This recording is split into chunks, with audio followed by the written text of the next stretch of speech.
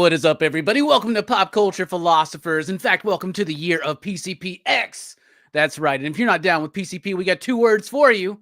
Precious metal. That's right. Anyway, thank you all so much for being here. We have some great guests tonight. In fact, the guests are so amazing that I had to have some backup tonight. So let's bring in the backup first. It's Nick from Comic Culture. What's up, my man? Dude, long time coming. I am so excited for this. In fact, we did a reread of the entire two stories right here today in preparation. Same. Outstanding. It's just I cannot wait to get into this. Let's do it, man. Yeah, and you even shedded some light on the book. Like you like blew my mind before before everybody got here. I was just like, "What?" I've taken this far, too far. A lot of people would say. Yeah, according to these next two guys, for sure. Yeah. Speaking of too far, it's Eric, the man with the formerly known as Widow's Peak. Eric, what is up, my man? How you doing?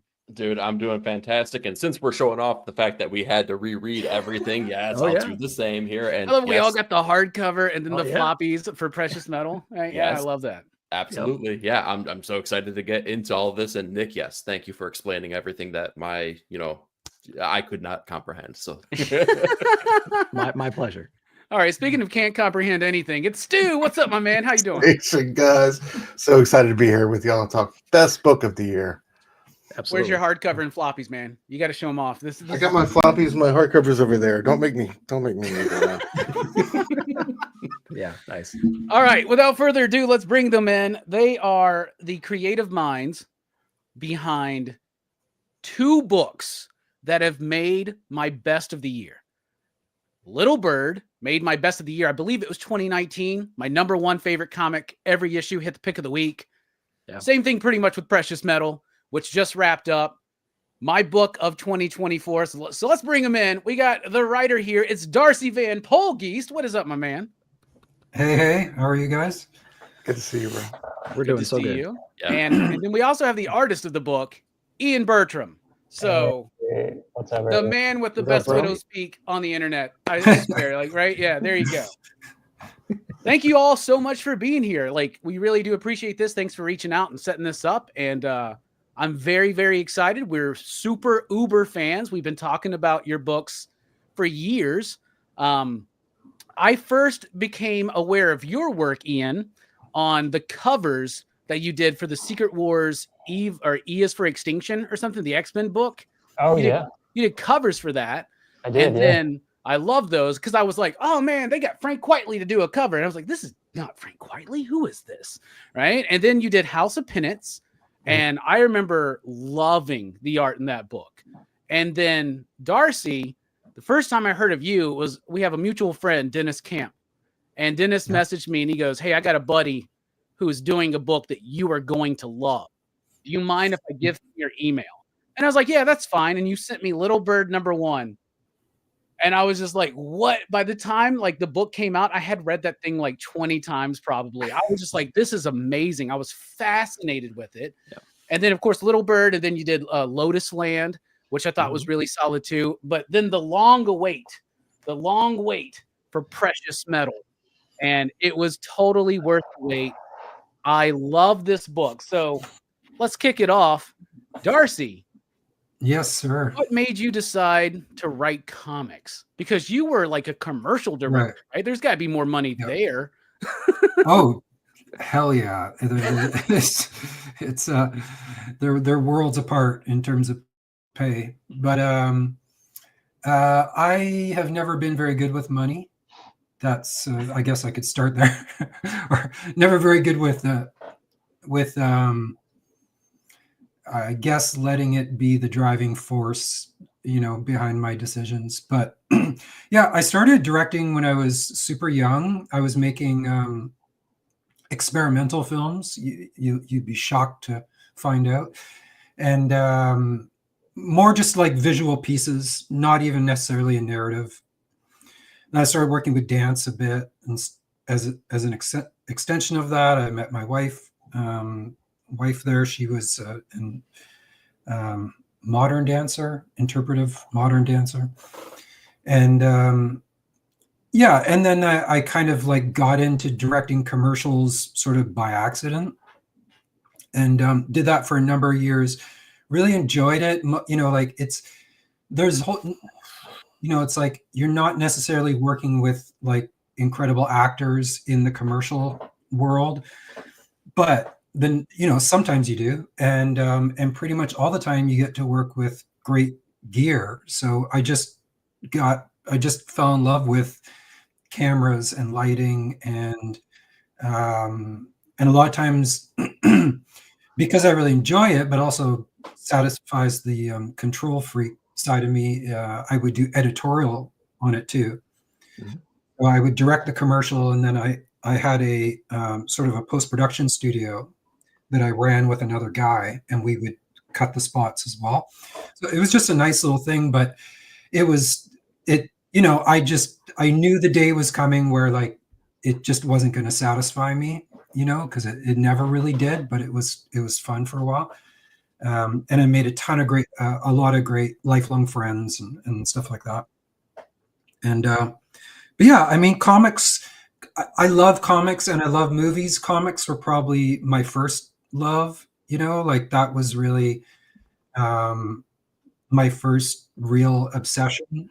You know, it was like taking all the Grant Morrison Animal Mans and pinning them all over my wall so I could see every beautiful Brian Boland cover. And I would just, you know, I moved around a lot too. Pretty common story. You know, I didn't have a lot of friends at certain points in my life. And like, I didn't care because I had comics, and I would just like lock myself in my room and just read comics for days, you know? So sorry, this is taking a long time, but No, you're fine, man. No. The time is I up just- to you, bro. yeah, it was just something I always wanted to do. And like, the initial sort of concept of Little Bird, you know, and it changed a lot through through my own process and then the process working with Ian. But I sort of started to think, I was making films as well, and I was started thinking about it that way, and I was just like, this is too big and too weird, you know, for no one's ever gonna let me make this. And You would need like 200 mil in special effects budget just to do Little Bird on the screen, least. I think, Yeah. right? oh yeah, totally, you know. Yep. And so I just thought like, fuck, maybe it's a comic. Maybe I can, and comics always seem, this sounds so dorky and strange to say, but like comics always seemed so special to me. Like they just sort of magically appeared, that it had never really occurred to me that like I could make one, which seems weird for a guy that is making films, which are, you know, harder to make, you know, I would say. Yeah.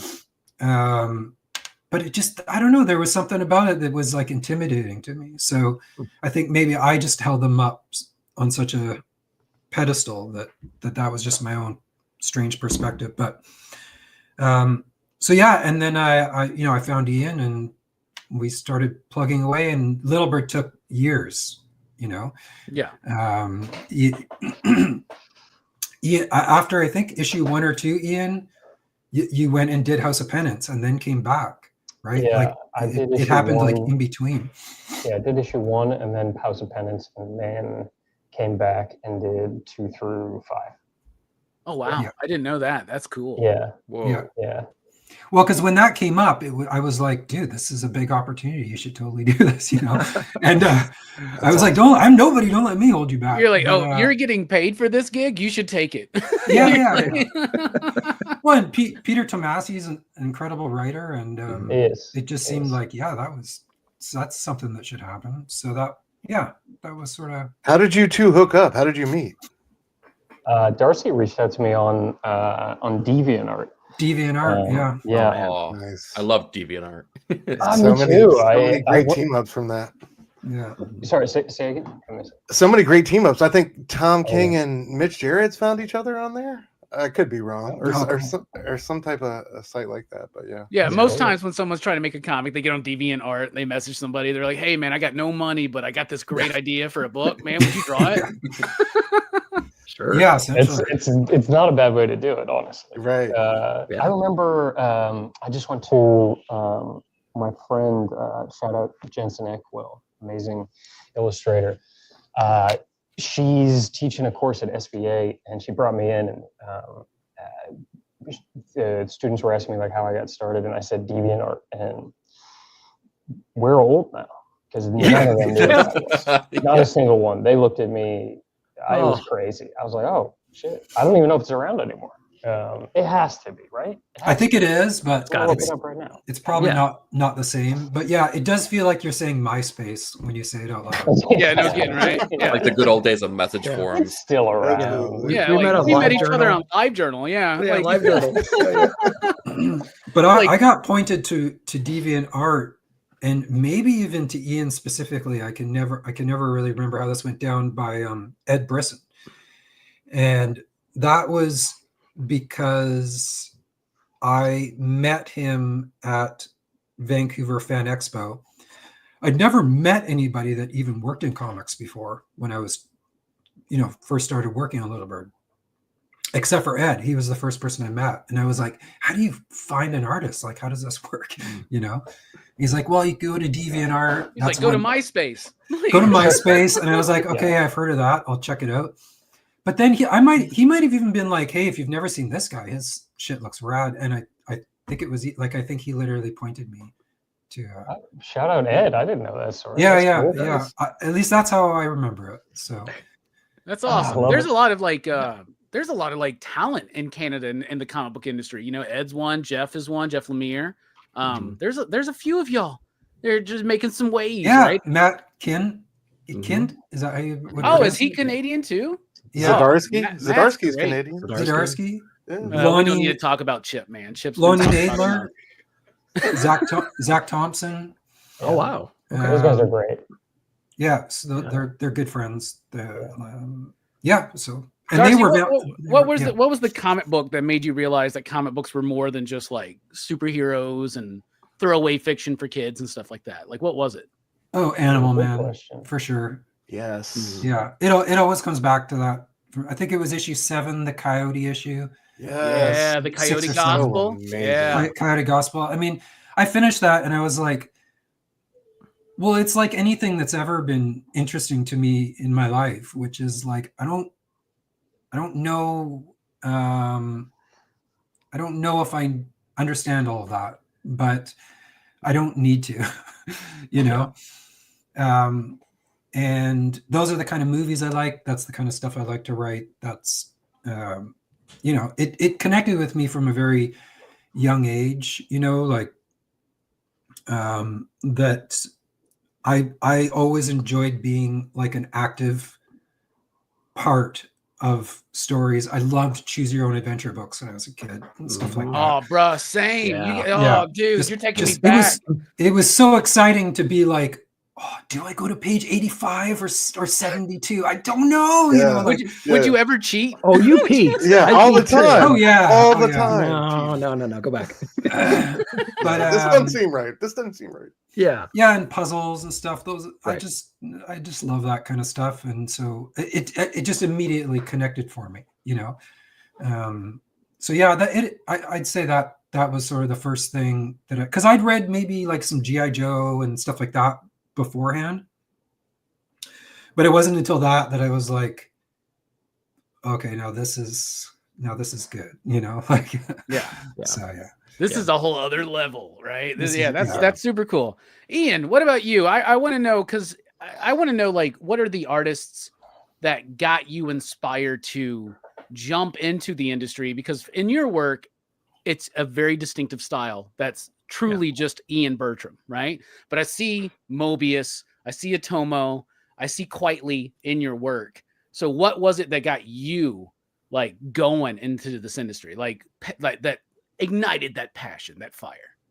Oh man, I don't know. I mean, it's like you're a kid, you're seeing all the comics on the shelves and you just pick something up. And I mean, I think that probably reading Sin City when I was like 13, 14. Perfect age for it. Right? Yeah. And just being like, how could anything be cooler than this? Like, I just, also it's like, the tale is very much, if you're like a 13-year-old boy, like it appeals to a lot of this sort of, like the, maybe like the forbidden aspects. You're like, oh my God, like I didn't know we could be drawing this stuff. Like it's really weird and cool. And the style is so exaggerated, but yeah, probably Sin City when I was that age, and then I discovered Darrow through Miller's work, them doing Hard Boiled, which is a huge influence. I remember just like trying to draw my own bar scenes. That in retrospect, I mean, they probably look terrible, but like I remember like doing all the perspective grid and just being like, how many figures can I possibly fit in here?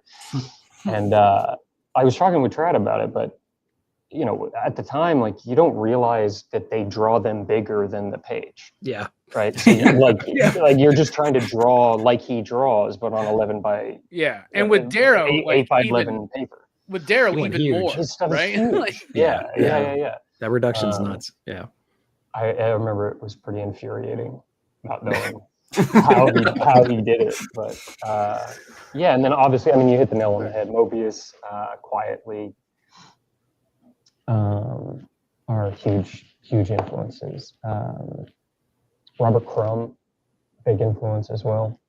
I could see all that, all those people you just named. Absolutely. You can see that resonating through. So that's just perfect. I think it's one of the reasons Darcy and I work so well together is like we're both very obsessive in our own ways. Like my work is incredibly obsessive with like the detail and the line work. Like I want everything to feel. I'm sorry, I'm literally looking at a cover that I'm working on right now. I'm going to put this away. It's all right. So yeah, no, it's like I want all the figures to feel. I want anyone to look at it, to not feel like I cut any corners when they're like spending money on a thing. It's like, oh no, this is something that was treated with care, and obviously Darcy does that as well. But in terms of like, the obsessive like map making of all of these characters coming together and stuff is very similar. I think. Darcy would have to tell you what he thinks, but yeah. But you work with pen and paper, right? Like you're actually doing the work. Because are you still part of Felix? I am, yeah. Shout out to Felix. Oh yeah, dude, really pumping that was up. The best. Like, unbelievable year for them. Nobody can collect original art anymore because of Felix. Like it's all right. It's truly like incredible what he did. I mean, like we started working together. We actually just got on the phone, I think last week. We've been working together 10 years now. And at the beginning, I don't even remember what the pages were selling for, but a lot less than they are now. And it's like he's essentially the reason why I was able to do I think the tail end of Little Bird and Precious Metal, because for Precious Metal he was able to like sell some of the issues as I was working on it, which just allowed me to only do Precious Metal, which is good and bad, right? Like I took a lot of time with it. I spent a lot of time on the art, which made the book take a lot of time. But also, it's evident though. Like there's a level of meticulous care and passion that's in that book, both on the writing side and of course in the artwork. Like it's insane. Like you don't see that from most comics, especially like the assembly line Marvel DC kind of thing. Like you just don't kind of see this, what you have done along with Darcy for Little Bird and Precious Metal. Like that time creates something that is timeless, I think. Right. And I think that's so dope from Felix, to help you not only get more bang for your buck, which you rightly deserve, but also to be able to like kind of recycle that and make better comics as you go along. That's dope that he allowed you to do that.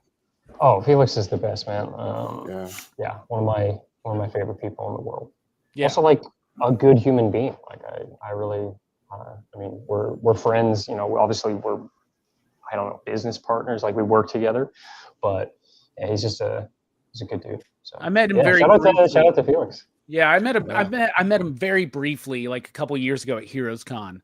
I was more like hanging out with, like trying to like hang out with Daniel Warren Johnson and Trad Moore, and I was just trying to like ease Sanford Green. I'm just trying to like get in there and that was the best table at the at the bar after Heroes Con. It was like all the Felix guys were together, and I just inserted myself in there, and it was just super fun. That's amazing. Yeah, You like Also, comics, right? like, You know. all of his crew is just so lovely. Like all those people, I mean, they will bring you in. You know what I mean? They're not like, they're not going to be rude. You know, they're going to be like, oh yeah, you love comics too? That's awesome. Like, and they'll, you know, it's like it was great, dude. It's a good vibe. Yeah. Yeah, they're all some of the I best. got to hang out with them. Yeah, y'all are some of the best artists out there, and they're everybody I've met who's part of the whole Felix art stuff like is absolutely amazing. Nick, you're a super huge fan. You're such a fan. Did you have a Google spreadsheet or whatever? Like, you're breaking down the book like page by page and everything. Nick, I'm throwing it to you, man. It's your show now, man. I'm actually really yeah. So it's been really fun dissecting everything you guys. Can I actually just pop in for a sec? I just want to say thank you. You can do whatever you want. Yeah, I just want to say thank you to you guys. Like before that somehow slips away for reading the book, you know, and yeah, just that. I just want to make sure that you guys know how appreciative we are that you read it. And I feel like, well, I guess two things. One, not like a ton of people read it, and but everyone who did kind of seemed to have a similar reaction, you know, where they connected with it sort of on, you know, on a pretty cool level, I guess. So it was just fun to watch you guys get each issue, and it made me fans of you guys. And yeah, so thanks. Oh, thank you so much, man. My heart just grew 3 times now. We're no longer Grinches. We're all good now.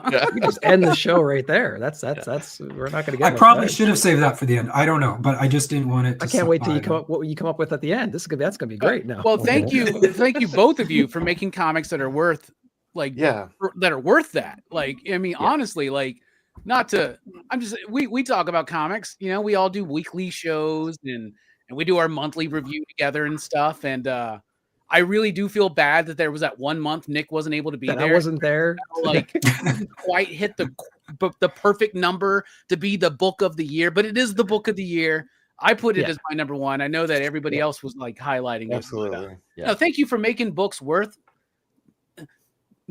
that are worth more than just, oh, I read this on a Wednesday because I'm a Wednesday warrior and I'll never read that again. You know, so thank you for like making a book that I love what you mentioned, Darcy, about like you were talking about like Animal Man, like Grant Morrison to me is like Grant Morrison is my favorite writer, period. It doesn't matter what the medium is. I think their work is absolutely fantastic, right? Grant literally changed my life with their work, you know? Mm-hmm. So like, I love a comic that I have to be involved in as a reader, right? I love a book that I need to go back. Like I go back and I read Little Bird, Precious Metal. I see things and pick up on things that I didn't notice the last time. I see things in the artwork, details there that I didn't pay attention to, especially when you got a stack of 40 comics, you got to get the video out, right? You just got breezing through it, right? And then you see this crazy double page spread from Ian, and you're just like in the background, and you're just like, oh my God, look, this is like all kinds of cool stuff back there. So thank you all for making comics worth talking about. That's really cool. Absolutely. And I know this book took forever, and thank you for a consistent release schedule with it. Thank you for like giving it to us when it was ready. I know that wasn't easy, so no, the pressure was definitely on. You know, I mean, Image, Eric, they're really good about the creatives leading the way, right? They're not going to pressure you either way. But for sure, there was several emails that were like, is there any chance we could release this a bit sooner? But we waited till the whole thing was complete because the level of time and effort that was going into it on pretty much everyone's end of things, and you know, especially Ian, obviously, it just the chance of us having to skip a month or being late and pissing off retailers, or you know, I just didn't want to risk it. We didn't want to risk it, so it took a bit longer, but we had the whole thing complete before issue 1 hit the stands. Or maybe maybe I was lettering. I was still lettering the last couple of issues or the last issue Yeah. or something. But Yeah. pretty much. Well, that kind of takes me back to so. First off, I have so many like black and white questions that I just don't want to know the answer to necessarily. I like a little mystery. I like to unpack things still. There's a lot of questions I have about the story itself, some of the character relationships. You can ask whatever you want. I just won't missions. answer if I know. I don't want you Yeah. to answer some of these. So I'm going to kind of start at the beginning a little bit and just kind of ask more about. You said you kind of met over at DeviantArt. You actually developed Little Bird together. You went through that coming into Precious Metal. What were those conversations like creatively? You know what you did in Little Bird. You wanted to do something bigger, grander, more exciting, more characters, more character arcs, this insane story. So I just want to kind of pick both your brains a little bit about, like, from a writing perspective, what were you looking to accomplish going into that? And then Ian, from your side, you obviously, man, you leveled up so much somehow from Little Bird to Precious Metal. It's quite obvious. So, like, what was the direction artistically speaking going into Precious Metal, coming out of Little Bird? So Darcy, I don't know if you want to start with maybe from a writing side, and then Ian, if you want to kind of tag in on the art side. How'd you guys level up between issues? Yeah, go ahead, Darcy. I like that. Ooh, that's a big question. Well, first of all, it was collaborative right from the beginning, in the sense that when we finished Little Bird, we started talking about what we want to do next. Yep. And we both felt, for whatever reason, that we weren't ready to jump into like volume 2 of Little Bird and just continue that next portion of the saga, that we wanted to try something a bit different, but in the world. And it was a very easy, very quickly, I basically pitched Ian on the idea of doing a story around Max Weaver, because even as I was working on Little Bird, that story was already writing itself in the background of my brain. And how fleshed out was Max's story? All the ancillary characters too, or maybe just his arc, and you fit everybody around his arc as you paid more attention to that story specifically? Or yeah, just him at that like his story specifically. His arc, his arc, not necessarily in the other characters involved. And as well as Mother, who's in Little Bird. Mother, right? You know what I'm talking about. Oh yeah. But anyways, so yeah, my brain was working in the background, and also it was an opportunity to do something different, because I'm a big fan of noir fiction and crime fiction, and I wanted to just sort of like, I thought it was interesting, and it seemed like a real challenge to marry the world of Little Bird with something that felt like a noir kind of ish crime story, It's a vibe, right? Yeah, that seemed like a bizarre combination and like an interesting challenge. So I was like, what if we tried that, and then Ian found a way to do that, like it was really like, so I don't know if that answered your question or not. I kind of forgot where we started. But I just kind of wanted, I think it did. It's interesting to know what you had in the back of your mind while writing Little Bird, and obviously Max's story, and trying to develop that, and then, evolve any other characters around him. Like, how was that constructing this world and all the ancillary characters to fit in? Because it sounds like a giant puzzle piece, right? You have the main thread, but now you got to fit all these subsequent characters around him. And that is congeal. The most fun for me. Like, I love it. And that must have been rough to figure all that out.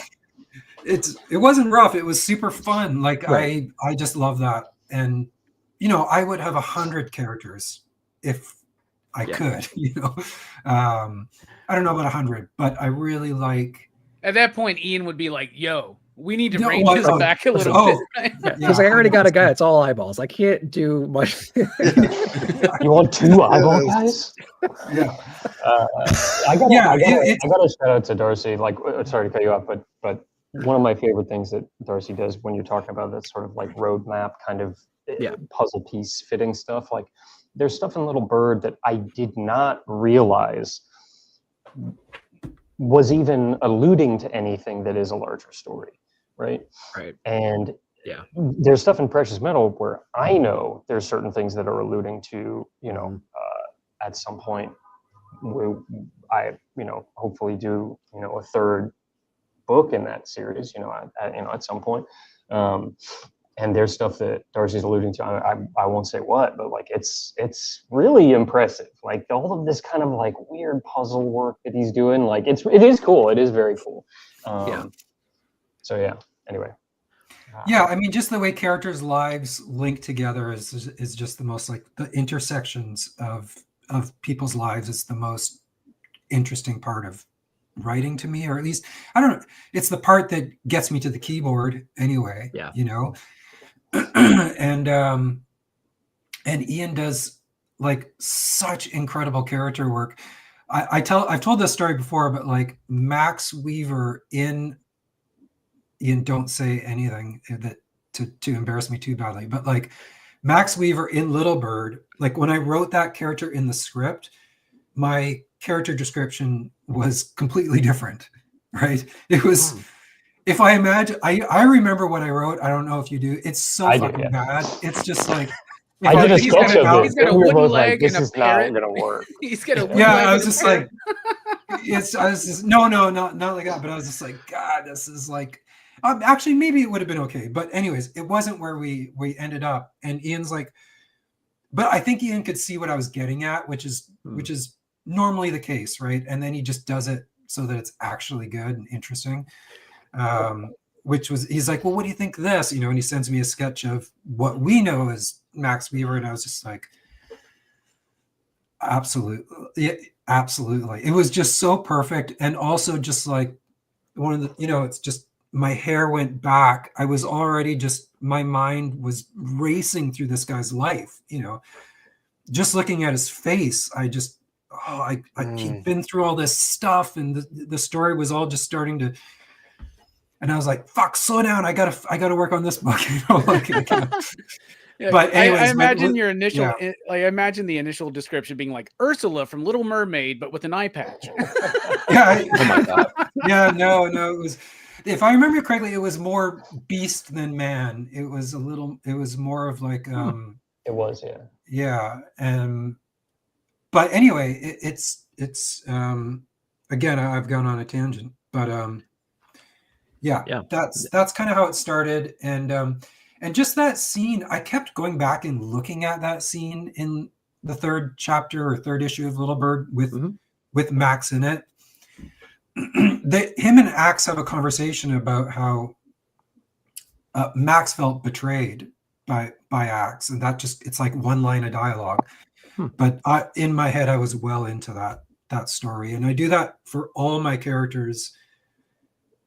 Even ones that just show up in like a scene, I pretty much have like a full story, that will most likely never be told for most characters. But so then you're developing this crazy world. So then Ian, you have to listen to all these insane ideas about characters and locations and ships and whatever, battle scenes and whatnot. So how do you interpret that, and how many notes did you get from Darcy on these specific things? Is that what's that conversation look like?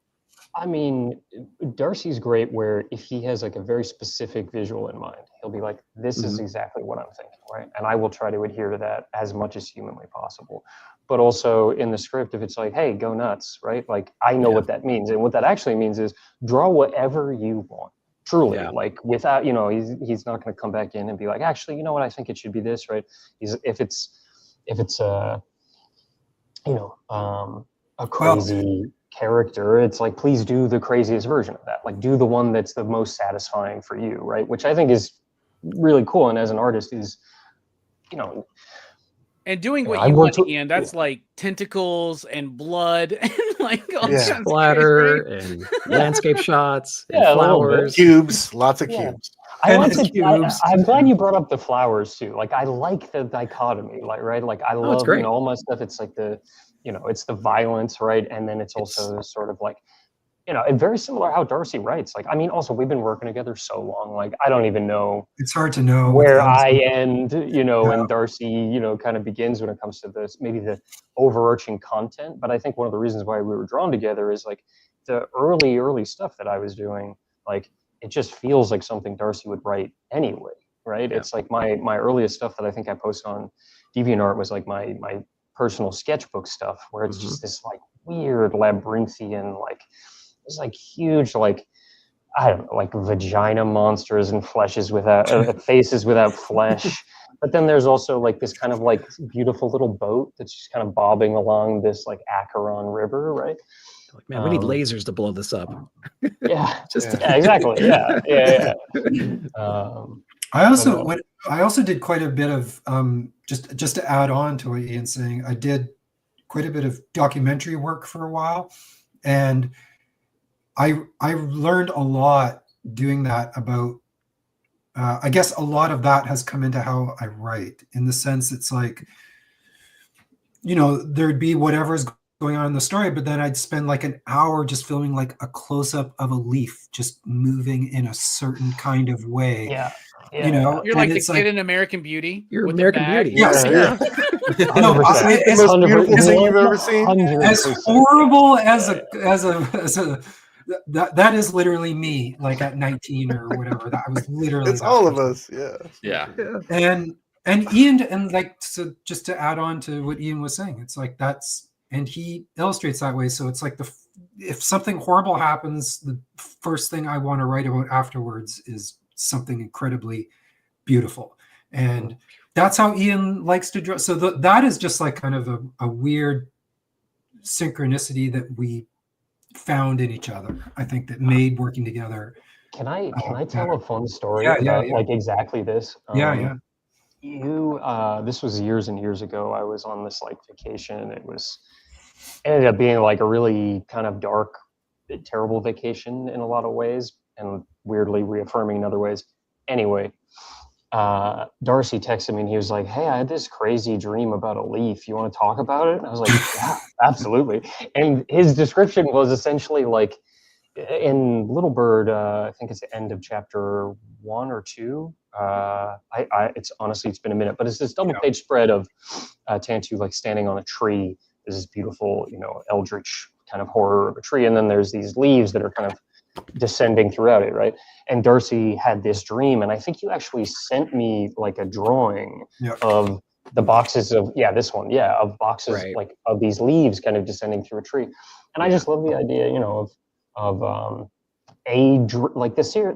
This is the part of the dream in the book, and then Darcy has this crazy dream, and then we just actively try to pursue what is a real dream. But it has a lot of like, there's a lot of like fun cohesion there. So, yeah. Life imitating art. Yeah, y'all have a great combination of like working together. Like y'all are great. Like I want to ask real quick, how did Matt get involved? Like how did y'all like? Obviously, Matt Hollingsworth is one of the greatest colorists in the comic book industry of all time. So did you just go, let's shoot her shot and see if we can get Matt? Like, how did that come about? That's literally 100%. Yeah. We were like, I think we made a list, and we just he was at the top, and we're like, well, we should just start at the top, right? I mean, what, or, you know, I don't even know how we contacted him. Did you contact him somehow? I did, but I honestly don't remember how I got his email. It was on his MySpace page, right? Is that what it was? It was on his MySpace page. Yeah. Dude, I mean, the other thing too is like we reached out to him. And I remember, Darcy, you and I were talking, we were like, we want him to do something insane. And we were like, Matt, like, what's something you have wanted to do in comics for a long time, but maybe you haven't been able to do? Like, do that. And then he just decided to color the whole thing in Corel Painter, which I've mentioned before, which is insane. And he gives it this like weird, like the texture that he's using, it almost looks like this kind of like colored pencil, a white colored pencil on top of, you know, thick watercolor paper. And that glow that he's able to figure out, it's insane. Yeah, it's incredible.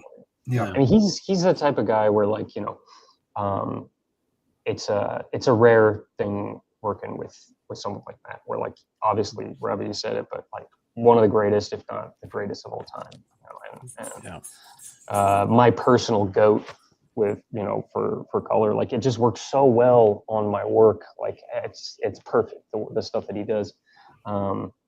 Yeah, really, shout out to Matt. Incredible. Incredible. And I no don't notes, know. almost ever. Like, it's always perfect. It's crazy. Yeah. Like, it's truly He turns crazy. in pages, you're like, okay, we're good. yeah, truly. I mean, No, like no, every once in a while, it's Yeah. like I think I think I forgot to draw something here. Like, do you mind if I patch it? And he's like, yeah, go ahead. But like, he's phenomenal, dude. Huh. Yeah. So that's dope. He Cause really like is. Darcy, I know you get pages back from Ian and your mind is blown. That's dope. That like Ian, you get pages back from Matt, or you see the work Oh, he's yeah. done on your Yeah. art, and it's like the same experience. Dude, I Yeah, it mean, just Like, happens for you. all over again. Yeah. Yeah. It's it's that's really awesome. exciting. Yeah. And I think that's a great point. You know, I never thought about it like that. But yeah, I mean, Darcy has told me many times, he's like, oh my God, you made my day. Right. Like, I'll turn in a page, right? And I guess I hadn't really thought about it. Yeah, it's very, very identical experience with Matt. Like, I mean, in Precious Metal, there's this like double page spread in issue 3 where this, you know, like the villain is kind of on this like cross, you know, sort of situation with all his arms. And it's like, you know, it's Max like entering the cave, right? And and you know, Matt's page is absolutely perfect. Like, I literally couldn't think of a better way to do it. And I mean, both of our draws just dropped when we saw it, because it's He's like, I ran out of insane. pink on that page. What do I do? yeah. That's funny. That's good. My computer ran out of pink, or whatever that official Oh, color is. We man. got to get a hold of Matt. And get Whatever get that color code. is, because it's not quite pink, but it is. Right. It is. It is. You're that right. neon it's like range. Yeah. It's everywhere. Yeah. And it's just. I'm it's surprised the perfect. printer didn't run out of color. There was a few. The only notes I ever give, or you know, or either of us, really is story related, and in Precious Metal, much more so than in Little Bird, there was some very specific colors for some. Yeah. To convey some very specific. Yeah, that's true. To make But some I'll- connections. Right. Story, yeah, but I'll that's in the script, you know. Or I might occasionally miss it and then have to go back to him and be like, I'm so sorry. It's almost always us. Like, Matt is just like a consummate professional in fucking everything. I mean, also, Darcy, it's almost never you. It's usually me being like, oh, she's wearing a dress here that looks like this. And then the next page, for some reason, it's a completely different dress. And Matt points it out. And I'm like, I don't know why that happened, Matt. I'm so sorry. Yeah. I know there's a lot of detail, right? You forget about. Yeah. Like, or you just get, I imagine sometimes you just get lost in the page and 100%. You just start doing something cool, you know, and you're not, continuity just would, I don't need continuity. Who needs it? Wait, that's the next thing. That's the next thing to go in our comics. Continuity, just totally. You hit the flow state, and you're like, "Who gives a shit what Darcy wrote?" Like, we're just gonna go with it, man. Well, this is the thing. Like, I'll make sure like that. So I'll like do thumbnails. I'll send them to Darcy, and Darcy would be like, "Okay, this is great." And if it's not working, we'll talk through it, whatever. But once after that, like, it's flow state, right? It's like, I say very rarely I'd be like, oh, I added a little thing here, and I don't know, it's so rare. Like, maybe like the eyeball curtain. Like, I think I've just drawn like a curtain, and then it became an eyeball curtain, right? Like, just that phrase, eyeball curtain. That's why I love y'all's books so Very much. uniquely. That's the book right there. Yeah. I did not write eyeball curtain in the script. Well, sure you didn't. Yeah. How did Yoru come to life though? Because he's my favorite. It's like the end of issue 2 with him making that sacrifice and going ham and then getting like burned alive and just like being fearless while it happens was one of my favorite moments of the book. How did that character come to life? Like, what was the first gestation? Darcy, go. Was it? Go. Well, I good question. Yeah, that character had to do some very specific things and in the story, right? He had, not every character is design, and the design was all Ian, and he'll get to that, but like has to like really function in a way that they are like moving people through time and space, essentially, right? Yeah. So there were some you know, I have no idea how I described him. I think maybe I just described what he needed to do, mostly. I don't remember, honestly. I don't remember either, but I think maybe there was something about sort of like single cell, you know, organisms being able to, you know, encompass things. Yeah.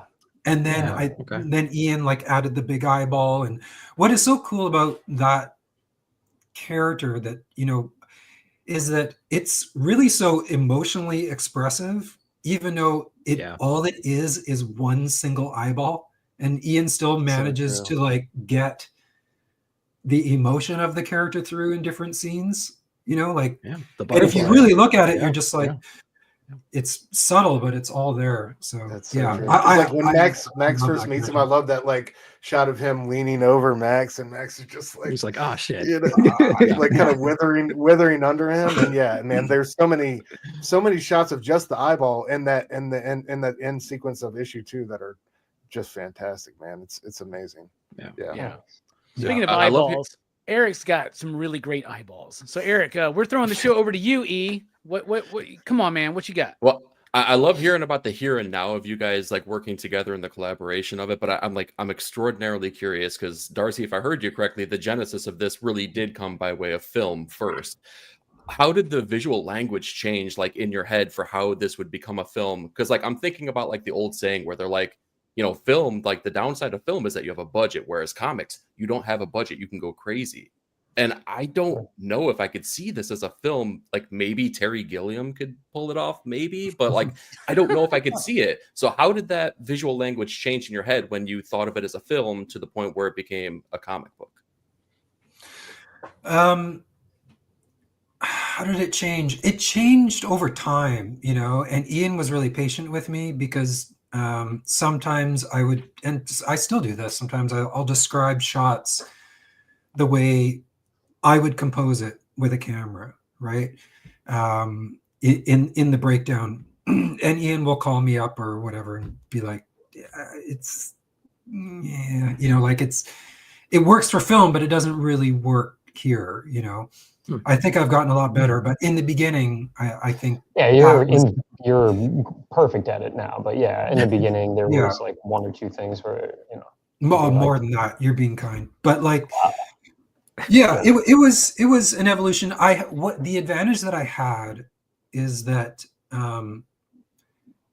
because I was a director, it was a very real part of my job to do shot lists and work with a storyboard artist, because commercials, especially, they're 30 seconds, and can be no fat. Every second is going to be analyzed. And there's 24 frames in that second, and every one of those frames is going to be analyzed, by the people that hired you. And so I'd have to do shot lists very specific. So when it came to writing a comic script, unlike a screenplay where you don't put like camera directions in it, unless you really want to piss off the director, comic scripts you do. Comic scripts I often describe as a marriage between screenplays and a director's shot list. It's like literally those two things just like interwoven together. And not that makes me the director, but it's you're used to speaking in a visual language and being specific about it. So I was able to it was easy, and with an editorial background too, of like how things flow and pacing and stuff. Again, it's different on the page than it is on screen, and that was the learning curve. In fact, I think I'm still learning. Like I feel like I'm still improving, and I'm still figuring out like, pacing a scene, and like it's endless. You can pursue that forever. Because then there's page design too, right? There's like we just did this really cool page, which mostly this was, entirely Ian actually, but sometimes I'll do stuff like this on my end. Sometimes it comes from him. But for this new project we're working on, it's like I'm talking about the page you literally just sent me, where it's like the top. No, where the top panel is one panel, and then the second line down is 2, and then 3, and then 4, and then 5. Oh, yeah. And it's like there's like almost like a reverse branching effect. Yeah. And so like just that page as a design is still something I'm really interested in spending more time thinking about, So I think it's it was not a tough transition, I guess, to answer your question, but I still feel like I've got lots to learn. Can I ask a question? Yeah. So I listened to, I think it was 9 Panel and Stu. What is your name? I just think of you in my mind as Eric. That's right. Yes. I mean, Stu's name is literally right there. I see Stu. Everybody. And you two were talking about oh my God, I think I just lost my, oh yes, you guys were talking about on a show, I think about precious metal and maybe a few other books. And I remember listening to part of it. And well, first of all, I really liked frankly, how all of you spoke about the book. It's very complimentary. But you were saying that Nick was going insane. And I'm very curious what that is. Like, man, like y'all don't even know. No. I could screen share the documents that he's put.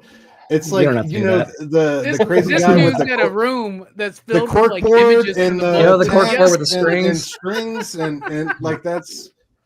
I mean, I He's love not it. mad. It makes me so Yeah, happy just imagining he's you watched just like with the like strings and extensive stuff. videos on the Book of Revelations. I mean, Oh, there's yeah. nobody has done more research nor Darcy. I dare say he knows more about precious metal than you do.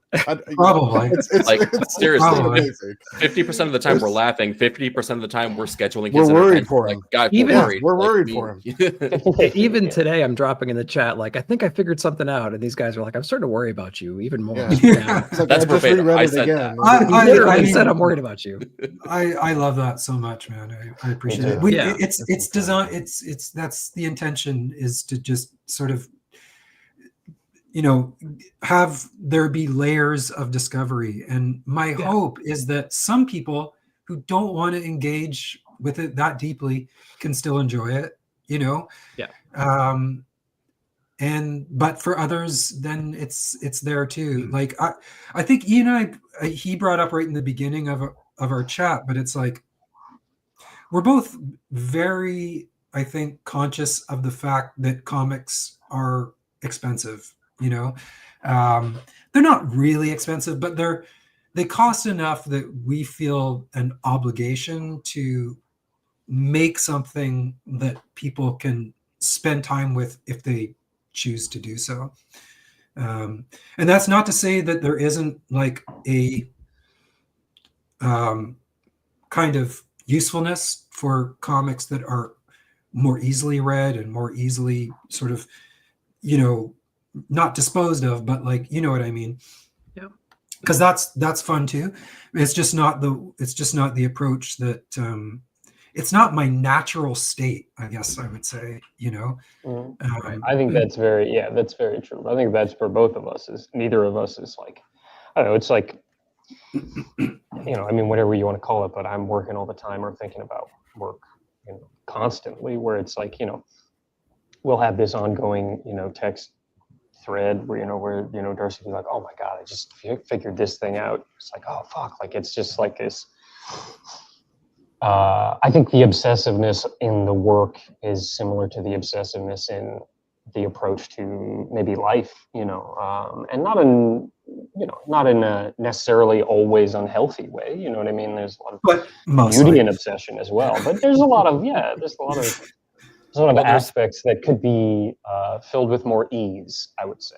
Well, there's synchronicity, right? The creativity 100%. feeds the soul, right? Like it's nourishing for you, but then that feeds the work, which then drives more creativity. So it's a cycle for it. Yeah, I mean, to sort of be totally frank, like the challenge in that is that our approach to making comics up to this point is not really rewarded by the comic industry, in the sense that, like, just the way the financials of comics work, it's that, you know, dude, like for writers, even more so than artists, it's like, you gotta pump the stuff out, you know, to call it a career. Right. And so that's a challenge. And, you know, I'm trying to get better at that too. But I think that, like, you know, our natural approach to making comics is just what it's been, you know, with Little Bird and Precious Metal. So, well, Well, Ian, to kind of answer your question, the reason I went so deep on this book, I think, is because there are so many characters that are just so complex, right? There's many different landscapes. There's so many points of mystery that you guys are unraveling at a perfect pace, issue to issue. And every issue, you get a couple answers, you get a couple questions. And in some books, that balance from like a writing perspective is just, it's sometimes frustrating for the reader because maybe you're not getting the right answers, or maybe the story is not unfolding the way that you were anticipating.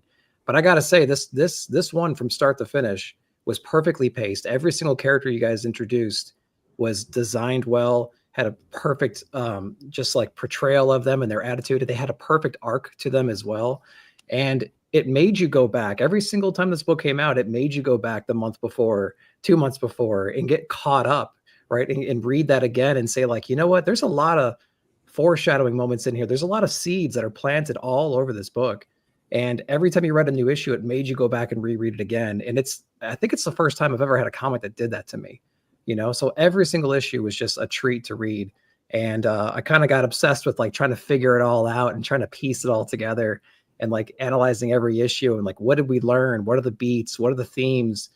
You know, the 12, what do they represent? And as opposed to the bishop and the council, and who are these characters? And like the journey you both took us on, and Hassan and Matt, it was just insane, you know? So like I fell into a rabbit hole of all these different things. Like, why did he choose that verse?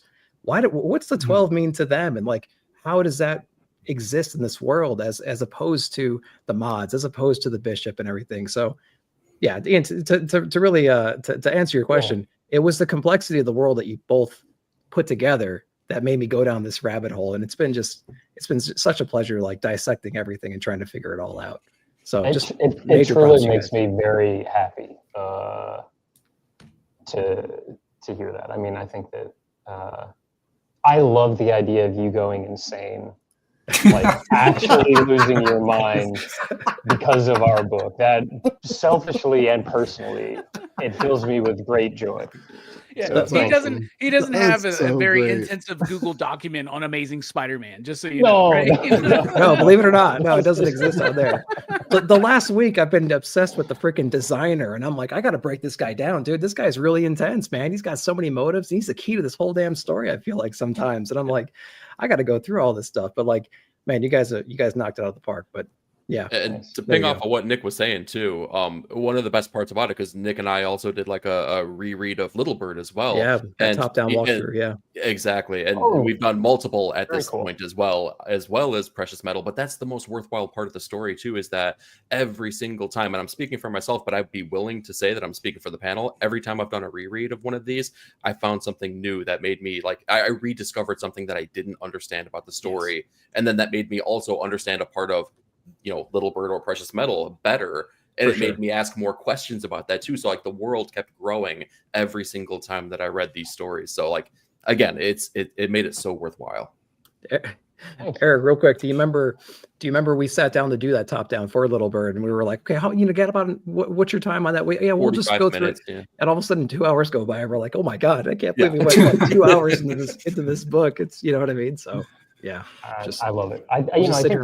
I think the other thing too is like, you know, Darcy and I spent so long on that book, you know, and comics, it's a weird industry where, you know, the artist will always probably spend longer, but Darcy spends, I feel like for a writer, like more than any writer I think I've worked with, because I think like it's just like fully complete.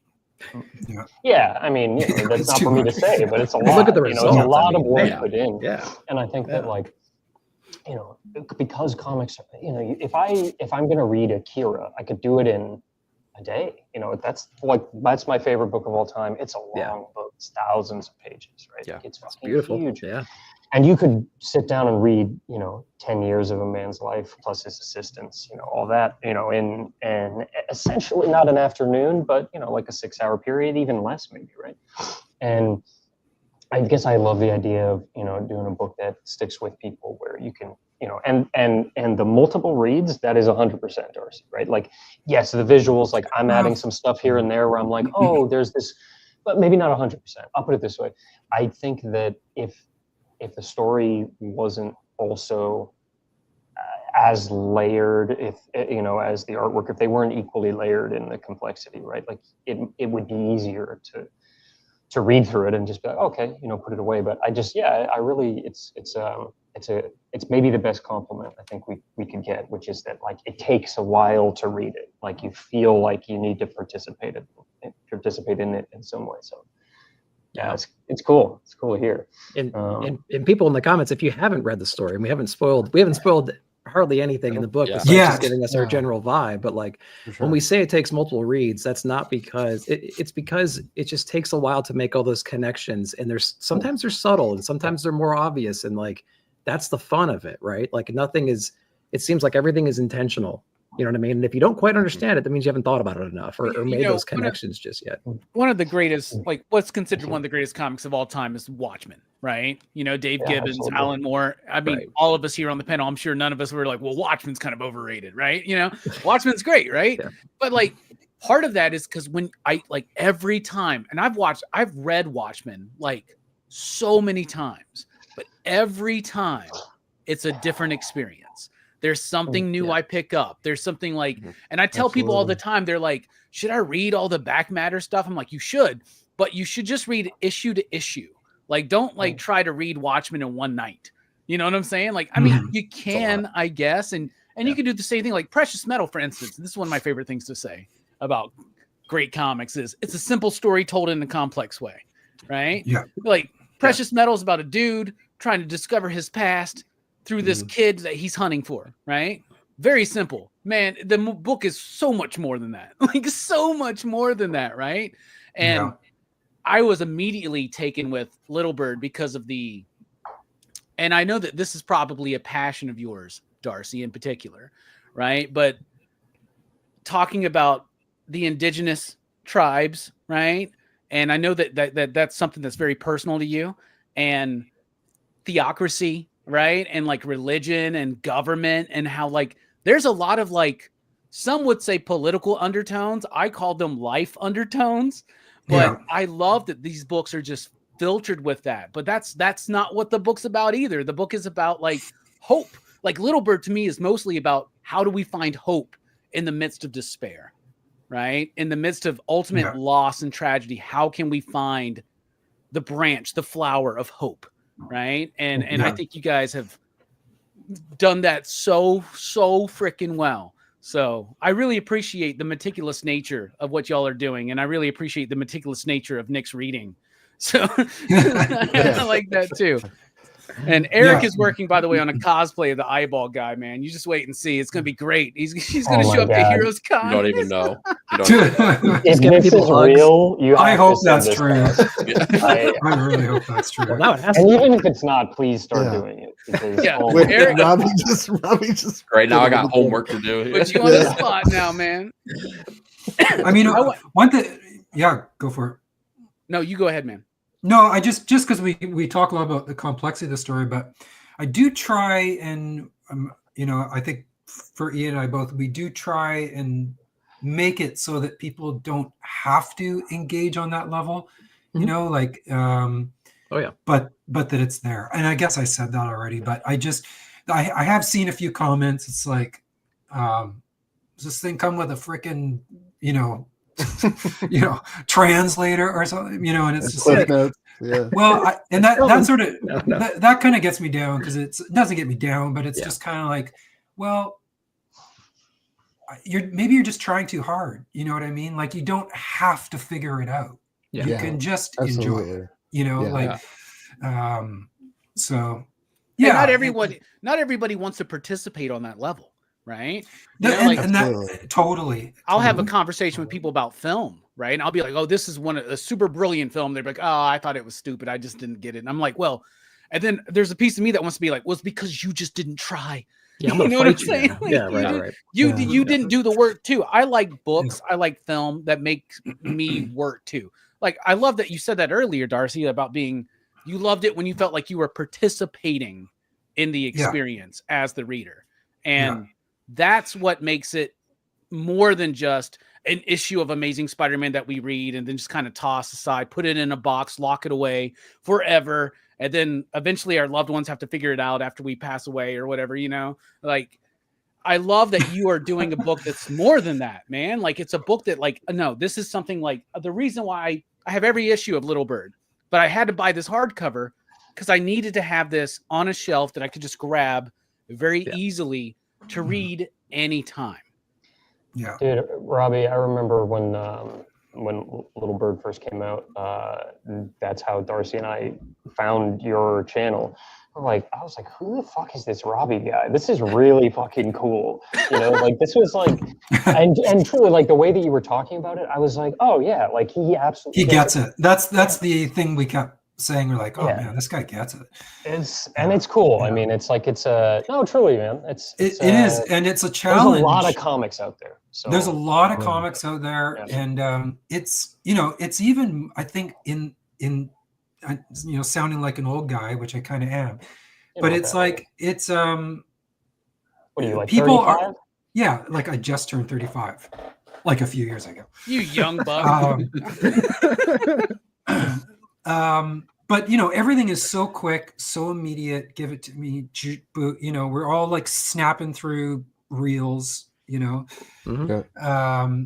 And so when something comes along that like requires you to not do the thing that your narrow ways have been paved towards, it's I think it is asking a lot, and it feels like every year that goes by, it's asking even more, for someone to actually sit down and read Watchmen or sit down and read, whatever it is that takes time, and it's not, and I don't want this to sound like people are getting lazy, because that's not what it is. It's just that we're literally, the neuron pathways are just like they're making shortcuts. They're leaving gray matter out of it because we don't need it anymore.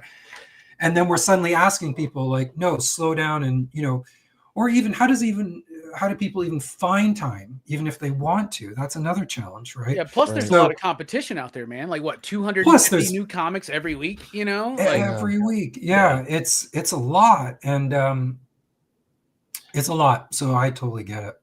Yeah, my theory on sort of like media in general that asks a lot of you as a viewer, and you're like, oh, this is something that I'm actually that's going to affect me in some way, or I'm going to have to participate in, right? Like, I think that there's sort of like you want to extract some type of truth from it, right? And usually the media that's the most difficult will provide maybe the darker truths, the heavier truths, because life is heavy. It's not always heavy, right? There's moments of joy, but it's often really heavy. And I think that like in the world that we live in, like there is no political change, right? It is all headed in a direction that personally I don't love.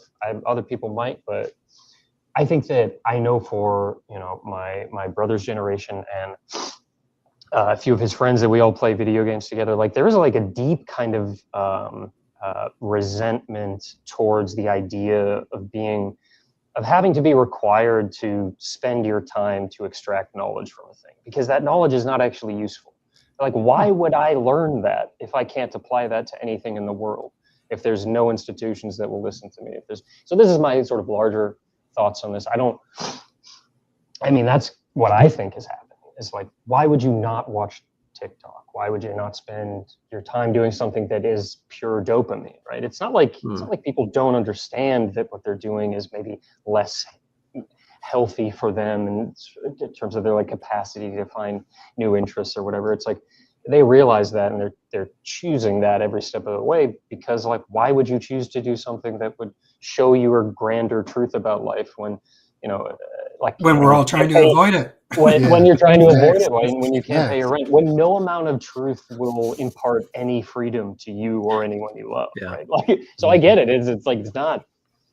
I get the choice. I often make the choice to not do the hard. It's not like I'm fucking watching Citizen Kane every day. Like I was just watching Abbott Elementary when I drew, which is just like, it's great. It's funny, right? It's just, but it's copium. I mean, you're just like, oh man, this is. Yeah. Are the teachers going to get together this episode? Who knows, right? Yeah. Turns out they do. Yeah. It takes a while. That's the difference between art and product.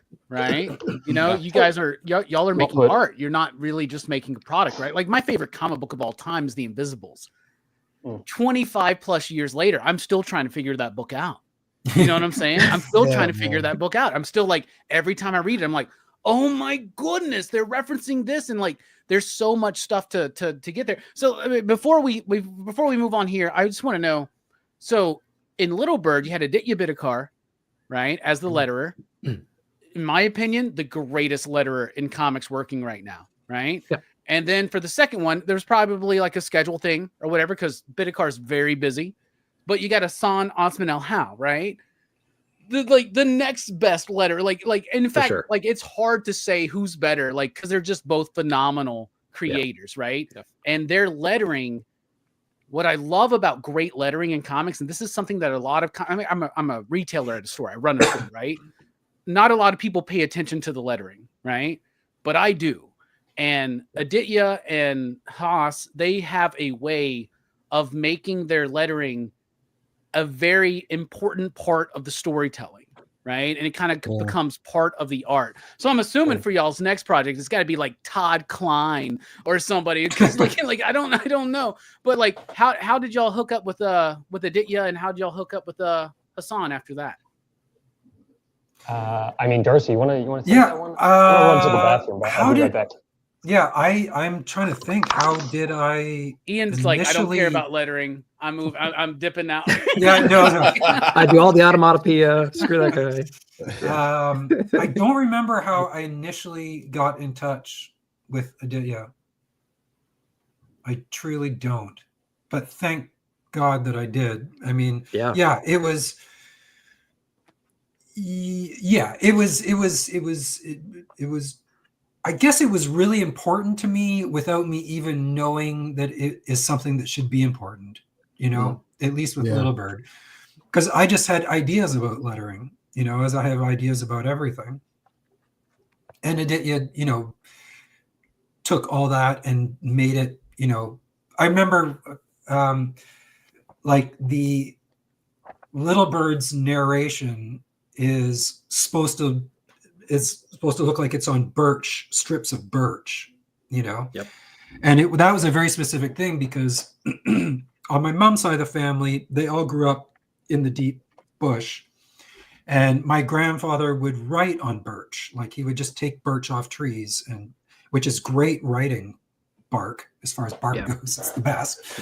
And he would write, my grandpa was a writer too. So he would write poems and short little love letters to my grandma and stuff like that on birch. And so I just had this idea. It's like, yeah, that's what she would use, you know? And so I literally like took off a piece of birch and like scanned it and sent it to Aditya and said, I'm thinking this, you know? So I had some specific ideas, but then in the same way as Ian, it's like Aditya just levels everything up, you know, and he just kept surprising you and just kept making like super interesting choices that I wouldn't have thought of, you know? And he often talks about Little Bird as like a switch book for him that was like, you know, my work before and after, you know? And I can see that, you know. And then when it came to Precious Metal, and an ALB part of it, like in his career, right? Like after and before, before and after Little Bird. He's in year. What year would it be? It's a six. Six. BLB. 6 BLB in Aditya's world. And so when Precious Metal came up, it came up at a time when Aditya was really wanting to cut back on work and had some, you know, stuff he had to figure out and just had to really commit to not taking more work. Yeah. And so, and I was of course super supportive of that. But and he's exploring writing and art on his own too, right? Because he's a great artist. Like his work is really solid. Like, Oh, Aditya can do anything. You know, he's one of those talented people that can do anything and probably will. But I had bad news for him when he was like, yeah, I can't do it. Because I was like, I totally get that. And I 100% respect your boundaries. But here's the thing. There's only one other person that can do this book. His name is Hassan. Mhm. So I'm going to email him, but if he says no, you're out of luck and you have to do it anyway. You have to do it. Like, I'm so sorry that you're dealing with these things in life that are more important than comics, because they totally are. But like, you're just going to have to figure it out. Right. And thankfully Hassan said yes. So it all worked out. But yeah. The lettering's great. Yeah. Mhm. Both of their work is phenomenal. Like there's And they're very different, you know, Sure. but they're both just incredible. Yeah. like I think the thing that's so cool and you know, I mean, Darcy, we talked about this a bunch, is that like they'll experiment, I think, in the same way that Darcy and I want to experiment with things, right? Where it's like, you know, if I want to add a fucking crazy monster, it's like, yeah, Darcy's not going to tell, you know, me no. Like if, you know, Aditya or Hassan wants to do something really weird, you know, and it's like 90%, 99% of the time, it just looks fucking awesome. Like it's like a really cool additive thing that I don't think either of them would think to do, right? Like I don't think Hassan would think to do what Aditya was doing, you know, and vice versa, you know, and it's cool. So yeah, we're pretty happy with it. Yeah. Super fortunate. Yeah. Hassan was he had an interview earlier this year, I think before issue 1 of Precious Metal came out, and he was talking about good lettering. You don't really notice it and things like that, but I totally agree with Robbie. It's like what these two guys have done in the last two series here. I look for it every single time, and it's so complimentary to the story itself. Every single character or faction has their own bubbles language, you know what I mean, when it comes to the narration from Max or the rebellion, you know, like that robotic sketchy red with the tisk and the static built into it, and in the 12 how it's broken up into separate sections, you know what I mean. So it just adds something that when you read other comics, you know, I notice now the gap, you know what I mean, that we could have had that uniqueness added to all these different characters to kind of spice it up a little bit. But I totally agree with Robbie. It's just like what they've done with these two series is just remarkable, and they just continue to level up. So excited that you couldn't get a bit of card back, but like you got just as good of a thing with us, man. It's just incredible. And they used to do like a podcast together, I think, right? Like they did, he had a channel. Yeah. Got me turned on to it. Yeah. Oh, which I enjoyed. Strip panel naked. So like good. amazing, So yo. Like, and what's crazy is that today when I'm reading Little Bird and Precious Metal again, I am like, oh, this is so obviously Haas. This is so obviously Bidikar. Like I could like, I don't know, like I was picking up on it. I was like, oh, this is obviously lettered by Aditya, right? And this one is definitely hot. Like, I don't know, I really like it, but they're different, but they still feel cohesive as with the whole. Yeah, they work together even though they are quite different. Like the approaches, they somehow find, you know.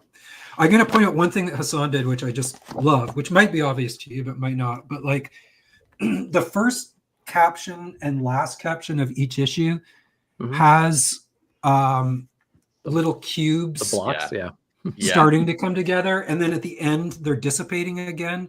You know, which like a lot of Precious Metal is about memory. You know, and those cubes are sort of like a physical representation of that. So I just love it's like at the beginning of each issue, his thoughts are starting to come together and then, you know, going away. I just thought, like, and I think that was all him. Like, I don't recall, but I'm pretty sure. Yeah. I'm going to Well, thank you, Brian. Yeah. Letters and Lines. That was the podcast that they did together. That's right. Yeah. That's really good stuff. Like, y'all should check that out if you haven't. Anybody out there. Yeah. Yeah. It's really, really good. While we're on the names of everybody on this book, can y'all talk a little bit about design and the role Ben Didier had to play in this? Because I thought every book was great and how it was uniform but different. The title pages were brilliant. I like the like the kind of intro and the outro pages. Can you talk about a little bit about his role? And, you know, design's becoming more and more of a prominent thing, I think, with each passing month within the industry. So I was just wondering, like, what his level of responsibility was on the book. Yeah, Ben Didier, a longtime friend of mine. We worked together. Like, he would do posters for my films and stuff like that. So that relationship came from outside of comics. And basically, just when the time came, I said, "Hey, what do you think about doing comics?" And he was super excited because he's a huge Dave McKean fan, and so yeah. And it was like the one thing I'm a design nerd, you know, as well. Like I can deep dive on that stuff, and Ben and I will spend a lot of time talking about design and specifically how to make design a part of the storytelling and not just like a pretty page at the front and a pretty page at the back or something like that. But it's like, you know, like all this stuff has to be additive to the story. It has to be speaking about the story. And so we have a lot of fun with that. And Ben just, yeah, he's great. And I think that it was one of those things where because he did come from outside of comics, he didn't really have any expectation of like, and he wasn't a regular comic reader, you know, not for a while. So it would, and this is the other thing I realized, like, at least when you're doing creator-owned work, like printing an extra page is not really that expensive. You know what I mean? So like design in terms of like what you might, what am I trying to say? Having an extra page in there that is maybe there's not a lot happening in the design of it, and it doesn't take a lot of time, therefore it's not expensive. And like having an extra page is also not expensive. Making pages are expensive, right? Printing pages are less expensive. So, you know, like having an extra page in there to just let things breathe a moment longer before you're back in the story or what have you is not really a hard thing to do. You know, and we just don't do it, you know, because I already said this at the beginning. It's like, I'm bad with money. Like I'm a creative first person. So like, listen to me saying it's not expensive to make 65-page comics. You can just do it. I mean, you won't make anything, but isn't it creatively satisfying? Whose idea was that to have it be six issues and so many pages every issue? Whose idea was that? Was that? Yeah, Darcy, whose idea was that? Yeah, whose idea? Isn't that how it's done? Yeah. That's the Eastman Laird approach. I'll just make it 40, 50, 60 pages an issue. And yeah, I mean, let's just say it just sort of like evolved that way, I guess. Okay, fair enough. The easiest. But yeah, it's, you know, so I guess my point being that Ben is incredible and a little can go a long way. And it's always worth putting some extra thought in, and it's just fun. Like, yeah, this stuff, you know, like Little Bird, you know, each one of the symbols in the chapters breaks like is a part of something in the story. It really means something, you know, like my favorite one being, I think, this, you know, that flower, which shows up in the story. Yeah. It's on Gabriel's curtains, I think. It is, yeah. When Little Bird goes to confront him.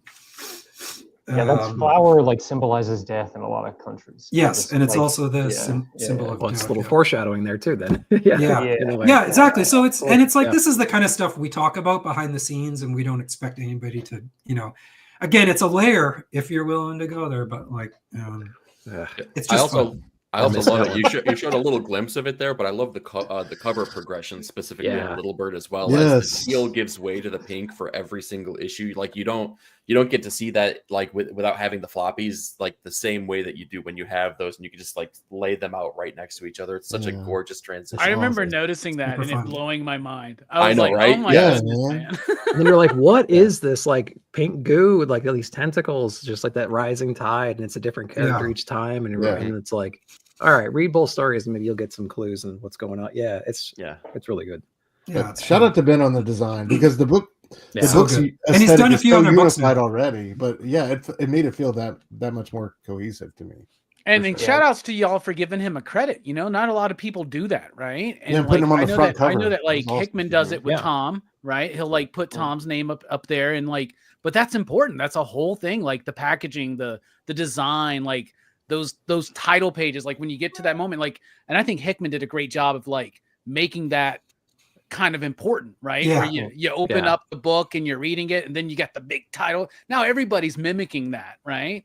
But y'all are continuing to evolve that, which is what it is. At the time that Little Bird came out, he was really the only person I was aware of that was really making the extra effort on design in comics.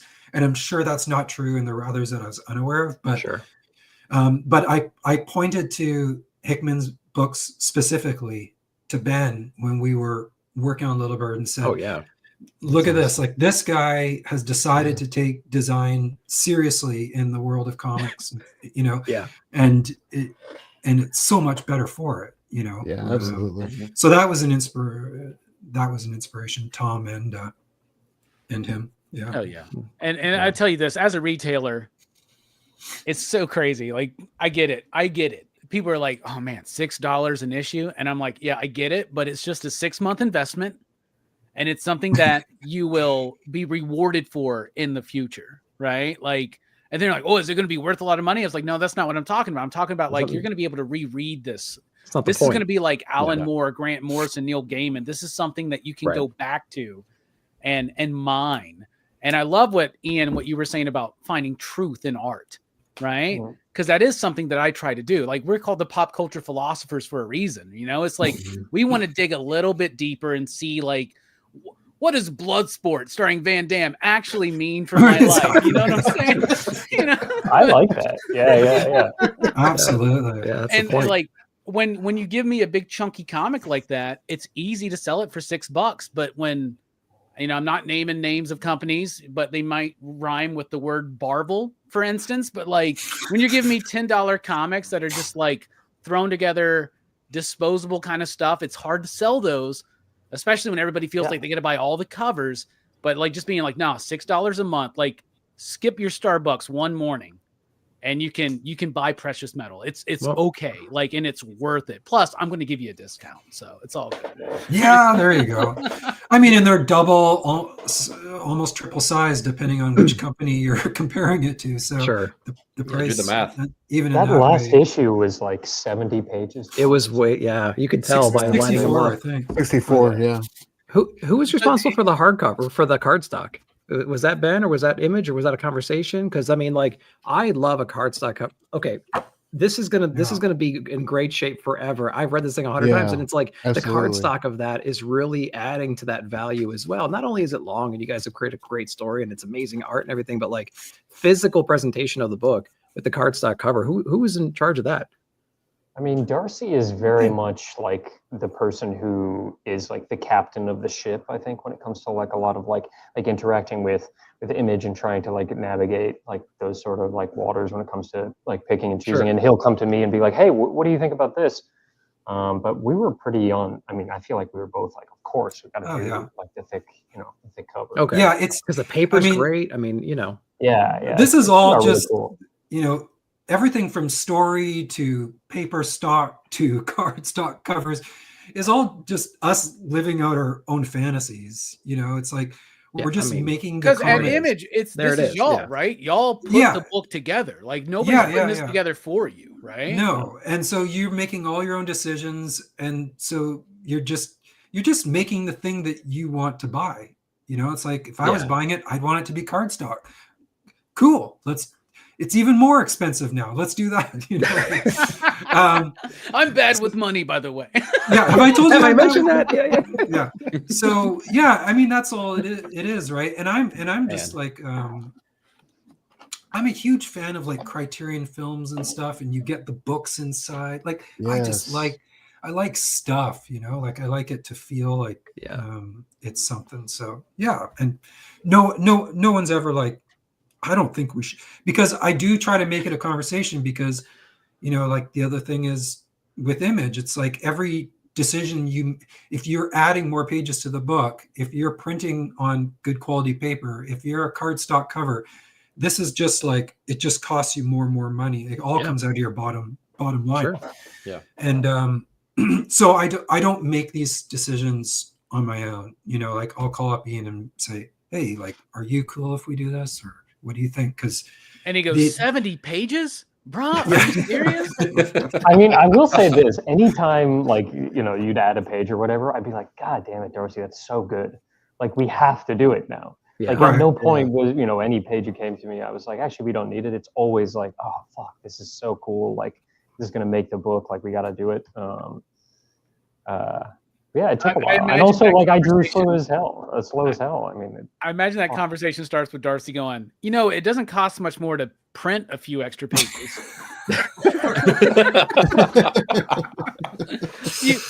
do you have an extra like 67 hours this week? You know? Yeah. I'll make it work, dude. I mean, I love one more. How long was the book? How long was the book creation wise, start to finish? 5 years, 4.5 years. You know, like every, you know, in terms of like the reason why we spent so much time is like, you know, Darcy and I had like this sort of like North Star, which was like whatever is best for the book, right? Like truly, like are you going to spend like, are you willing to spend another year of your life because we want to make this like a bigger book, like not just a year for me, like a year for Darcy as well. You know what I mean? Like it's a lot of like work that's put in, and it's a weird, you know, it's a weird process. But having that as like the North Star, where it's like, you know, like, oh shit, actually, we really, really need this, and it's what the story needs, right? You know, I'm really happy that we did it that way. Yeah, me too. I mean, that being said, our next thing is going to be shorter. True. And not necessarily because, not really for any other reason than making a book every 5 years, it's like people just forget about you. You know, I think we don't want to jeopardize the quality, but we also realize that like it would be nice to have a new book out a little more often. You know, is this project connected to the world of Little Bird, or is it something different? It's actually not. So that's the other thing. It's a much shorter story, and it's outside of the Little Bird Precious Metal universe. Just sort of its own little mini, and it's like 100 pages. So it'll be 4 issues, 4 issues, 4 pages each.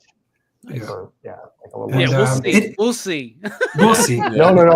We've been on track with it is. Sure. It is, and we're sticking to it. Yeah. And the cool thing is making that decision for the reason that we just talked about also led to me writing it differently, which is something I'm excited about because it's a totally different approach than what I've been taking.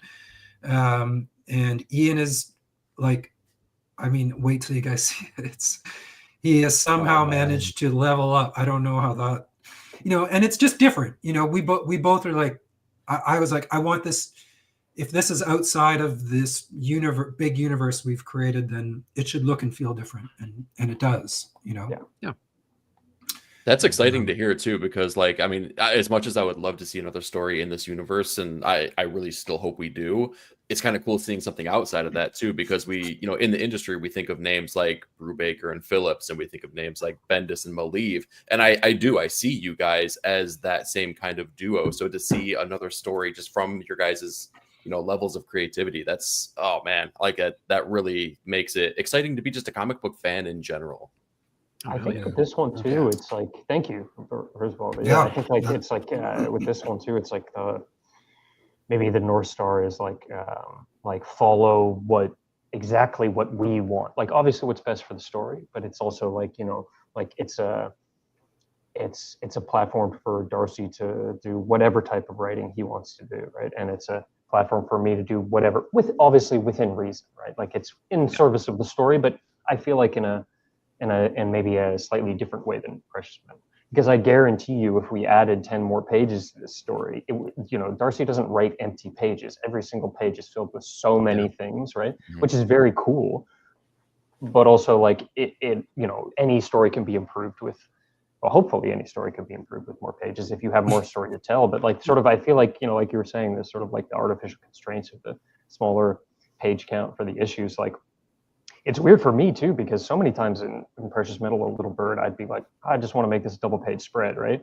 Yeah. Like there's there's in issue 3, right? There's like 2 double-page spreads. Right? And I remember coming to Darcy and being like, And I they're love so double-page gnarly. spread. They're Yeah. so gnarly, dude. yeah. They were fun. They were fun. But that was sort of the thing is like, you know, it's like, do we need 2 double-page spreads in this issue? Like, maybe, Yes. maybe not. But like, Absolutely not. But hell just yeah. felt you, right, you absolutely you know? do, And, because yeah, it's like the McFarlane philosophy, right? He's like, you know, people grab your book off the shelf, they flip through it. You need like a couple wow moments That's so to get true. that person to want to buy that Mhm. book, visually That's speaking. true. And you do that in every single issue, Ian. Every single Nice. issue, man. Yep.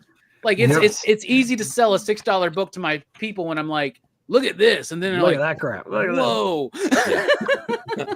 It's like, yeah, Nice, you man. want this. You want this. All right. The We're eyeballs gonna are have to down. wrap up pretty soon, Yeah. but Oh yeah. real quick, I love that you mentioned the Criterion love, Darcy. And I love that y'all put in like supplemental material in the Little Bird hardcover. Yeah. I was poring over it today. I loved it. Like, and you involved every aspect of the process. I love that you have all the variant covers in there. We getting a precious metal hardcover, Yeah, right? what's up? Right? What's up? Yeah, what's We need up, that. man? We The need number one question I've gotten since I think probably both of us. Yeah, we got to do one at some point. You know, that. Yeah. I think that Image was pretty like we should do the trade first. You know, Get some which is funds kind of figured out. yeah. Yeah. and I was, you know, I think we're both in agreement on doing that, provided that people buy the trade. We will do a hardcover. I think people will. I mean, I feel like it's like I feel like it's an easy sell. Like maybe like Robbie, like you were saying, like, you know, if someone comes in and they're like, oh, like I like a sci-fi comic, I feel like that's the easiest sell in the world in my mind. Where it's like, oh, this is a cool sci-fi comic, right? But then they're like, oh, I'd like, you know, like a mystery. It's like, oh, there's a mystery in there. Like I'd like something psychologically horrifying. Oh, that's in there too. Yeah. You know, like if they could just come in, they're like, oh, I want to see some cool art. Like I put a lot of time into it. I think it's cool art. You know what I mean? Yeah. Yeah. It is. And I hope you cannot be so humble. It's okay. Yeah. you know. This is a safe place. I You was can on say some. you're good. I was on some podcast. Oh, they were great. Yeah, the 11 o'clock podcast guys. They were really Oh, yeah. great. Edit that out. Yeah. Yeah. Lovely. Yeah. Sorry. The podcast guys. No, Yeah. I'm sure they're great. And you know, they said a very similar thing, and I was like, you know what? You're totally right, because what it comes off as is like either humble or like kind of like denigrating my work a little bit. And I feel like it's one of those things where this is like a constant within comics, with the artists in comics. Like I'll look behind the curtain where like every single one of us is like, oh man, I could have done that better, right? But I feel like when you start saying that, it almost comes across as if you don't value maybe as highly the work that you are doing. So I'm going to make a point of being like, no, the work is awesome. Because, There like, you go. Yeah, why it not? is. And- Why and not say it? another thing I don't. You know that. Yeah. Another thing I Yeah. want to tell you, Ian, is as a Transformers fan, Yeah. thank you so much for that Transformers cover. That was Oh, so you're welcome. badass, dude. That was Oh, it's so so badass. good. I seriously thought I was going to hate drawing Transformers. I know nothing about Transformers. I never watched the show as a kid. And then I feel like so many properties, right? Like unless it's like a nostalgic value, like it's hard to get into it like later on. I still have to read the new one because I just heard, I mean, obviously it's DWJ, but not only a sweetheart as a human being, but like incredibly talented artist. But yeah, no, I thought I was going to hate drawing a Transformer because I never draw big robots. I fucking loved it, dude. I was like, after that, I was like, yeah, give me a robot book. Like, Hell doing yeah. like Swiss cheese robots, like with all the holes in Swiss them from cheese the bullets. I love it. It's so I Yeah, fun. since we're talking amazing variant covers though, that Spectrograph number 4 that you did, the wraparound, Oh yeah, the wraparound. Thanks, was Yeah. unreal. What's I been might your actually favorite have that variant? here. Oh my But God. please go ahead. Yeah. I'm gonna. Yeah, try to find it. what's been your favorite variant to do? Like, because you've had so many here recently. Like, what do you have a favorite that you've done this year? The Metamorpho one is my favorite. Metamorpho? That one is That's sick. great. Those Yeah. absolute So Batmans sick. were great. Yeah. Ian Those gave absolute- that one to me actually. Oh, Yeah. Was Oh, there the a Metamorpho Gargoyle one? one? Can't remember. Oh, I was gonna ask you this about the Absolute Batman. Like, did you take it as a challenge to draw him like bigger than anybody else had drawn him? Did you message like Nick Dragon and be like, dude, I drew Absolute Batman bigger than you did, asshole, man? What's going on? I really should have, but no. I mean, with that one, I was literally. Oh, I have this one here. So it's my huge. God. Right? Oh my It's God. freaking amazing. whoa. It belongs in Wow. Oh my god. dude. But Oh, You're holding Real. like a $250,000 in your hand right now. No That's kidding. ridiculous. Wow. Holy Incredible. cow. amazing. thanks. I'm really glad you brought it up. I actually have this one here, so I can show it. I guess you did that because thank James you. is Thank you next for to you, showing us. you know? James is like, by the Yeah. way, will you do one for me? Yeah, no. Anytime James is Papa James comes asking for covers, oh my God, you gotta show up. Yeah, Yeah. James is our father who wanders in, and Trad and I are just weird like feral creatures in here. And he's like, "What are you two up to?" We're like, "Yeah, you know."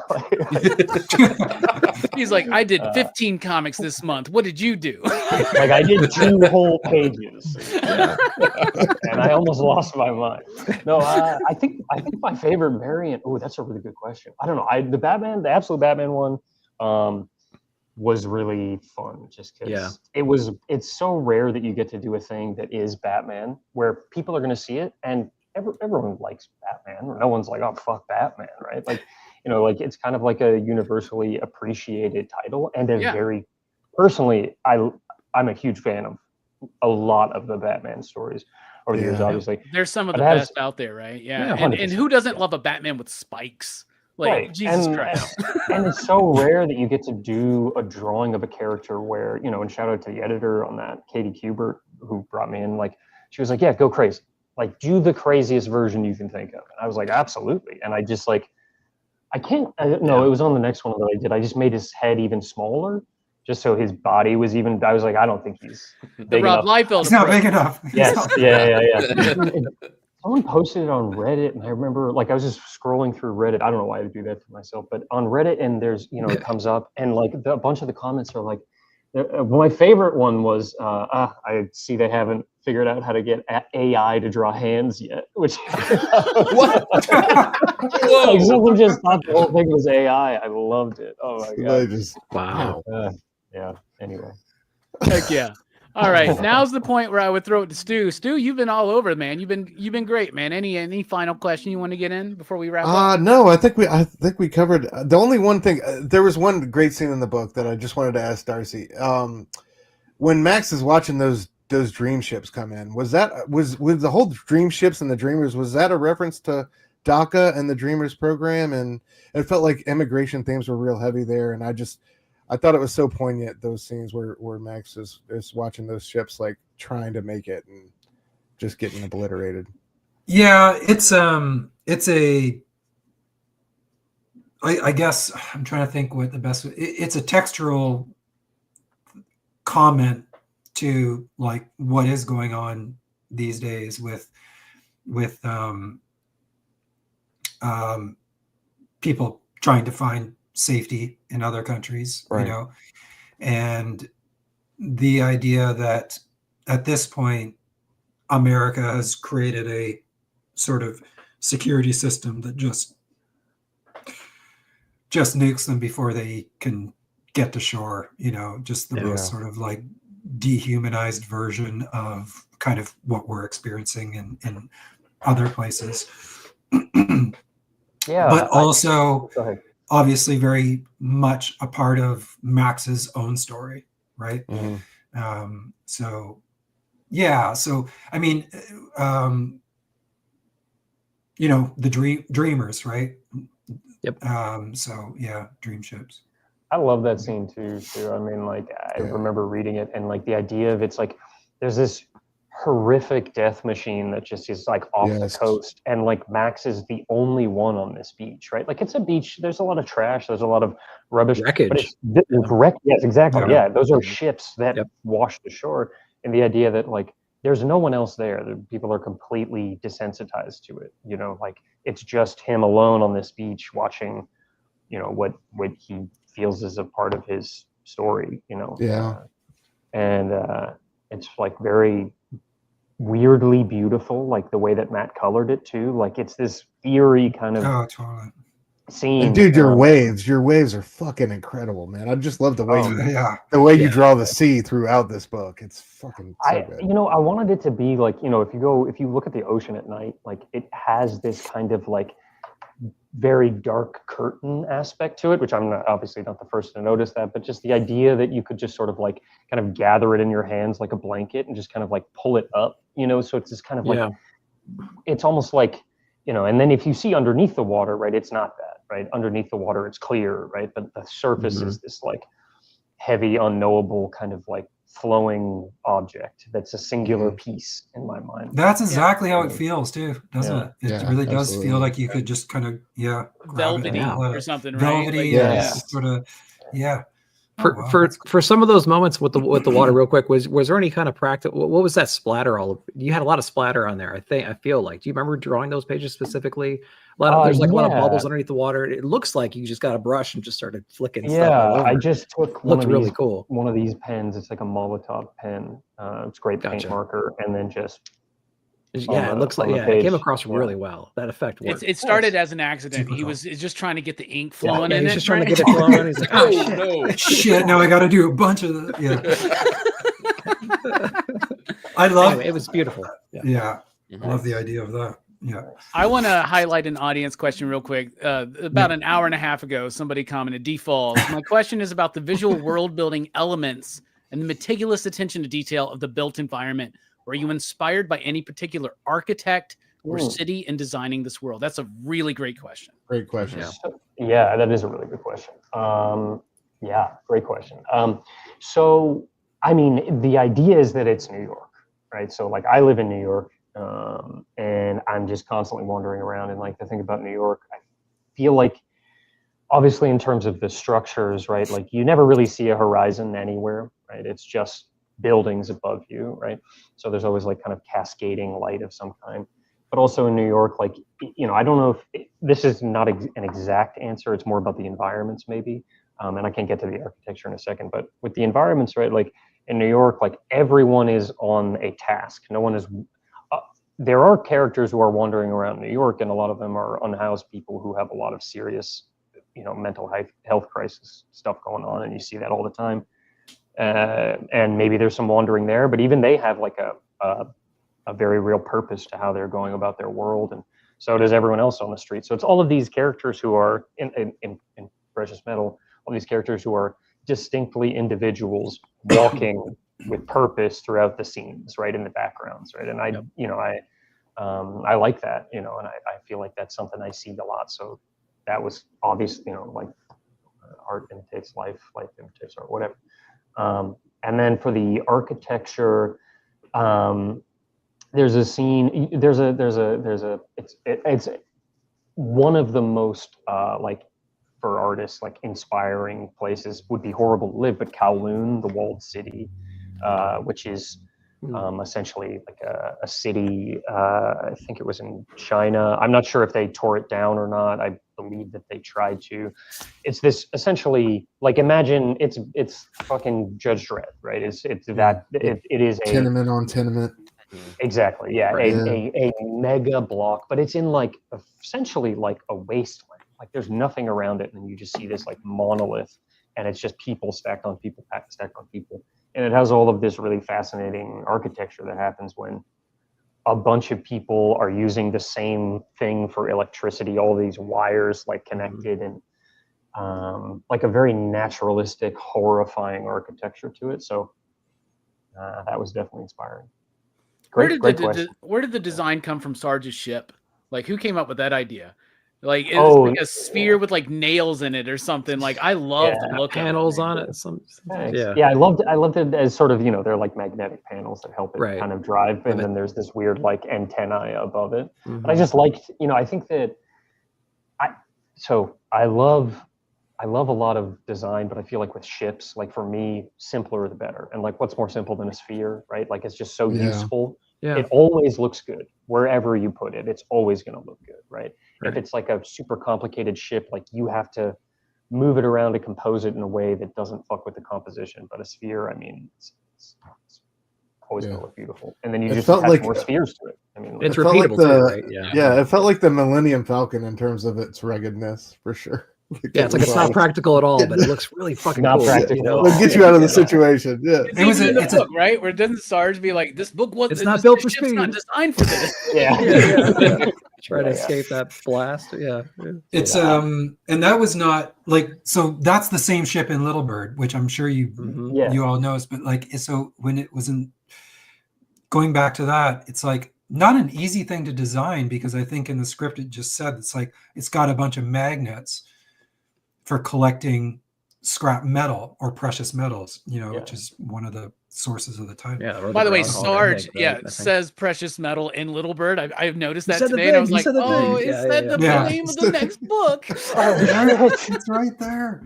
Yeah. Yeah, but like, so anyways, Ian's design, although it's simple, it's quite genius with all these arms that obviously would just grab stuff as it goes. Yeah. Damn. Yeah. I Heck like yeah. it as like an abomination that just kind of wanders the desert. Obviously, Star Wars is a huge. Yeah. Oh, it's hard not to. Yeah. Yeah. I also wanted to shout out. There was a name super early on, Puke Kitty. Thank you. You said something, and I thought your name was phenomenal. Puke Kitty. If you're in the Cute kitten, yeah. Puke Kitten, yeah. Yeah. It's even better. Yeah. That guy's awesome. What did he say? Pull it up. Yeah, I don't remember. I feel like it was Let like him a know good Little Bird is question or fire. Yeah. Or maybe it's just let him know. I just loved Maybe it was like Good Day Nerd. Maybe that Oh, one. Good Day Nerd. Let him know that Little Bird is fire. Yeah, shout out Kitten Puke, dude. Even better, Puke Kitten is so much worse. Kitten Puke is Kitten Puke. Yeah. like cellar door. All right. Well, I guess let's Nick, y'all got anything else before we wrap up? I can go on forever. You go for it. Yeah, So- I feel like you got to hit us with like maybe at least one or two hard ones. You guys have been Oh, don't tempt me. Go eat. so gentle. We've been giving them softballs all night. I'll ask maybe an unanswerable question for a Hmm. different reason, though. Sure. We've talked a lot about puzzles, right? And the puzzle piece of making the comic and how the comic itself is a puzzle. How much of that puzzle do we have in the stories of Little Bird and Precious Metal for this universe? Have we gotten the corners? Have we gotten enough to where we build the outline of this puzzle? Okay, so you're saying like in terms of the complete story, if The there whole is universe. one. Yeah. Yeah. Well, I mean, in a perfect world, we would do Little Bird Volume 2, which would essentially complete the saga. So whatever missing pieces and parts of Little Bird Volume 1, especially close to the ending, and Precious Metal, both feed into this other story that would be Little Bird Volume 2. That being so, that would be fine. Like, you know, that if we could do Little Bird Volume 2, We got to do together. it. The stuff you told me about it is fucking nuts. It's yeah, so I mean, crazy. it would. I would You feel have to do it. Like you have to. please. Well, yeah. Like yeah, we Come kind on. of have to, but you never know what happens in life.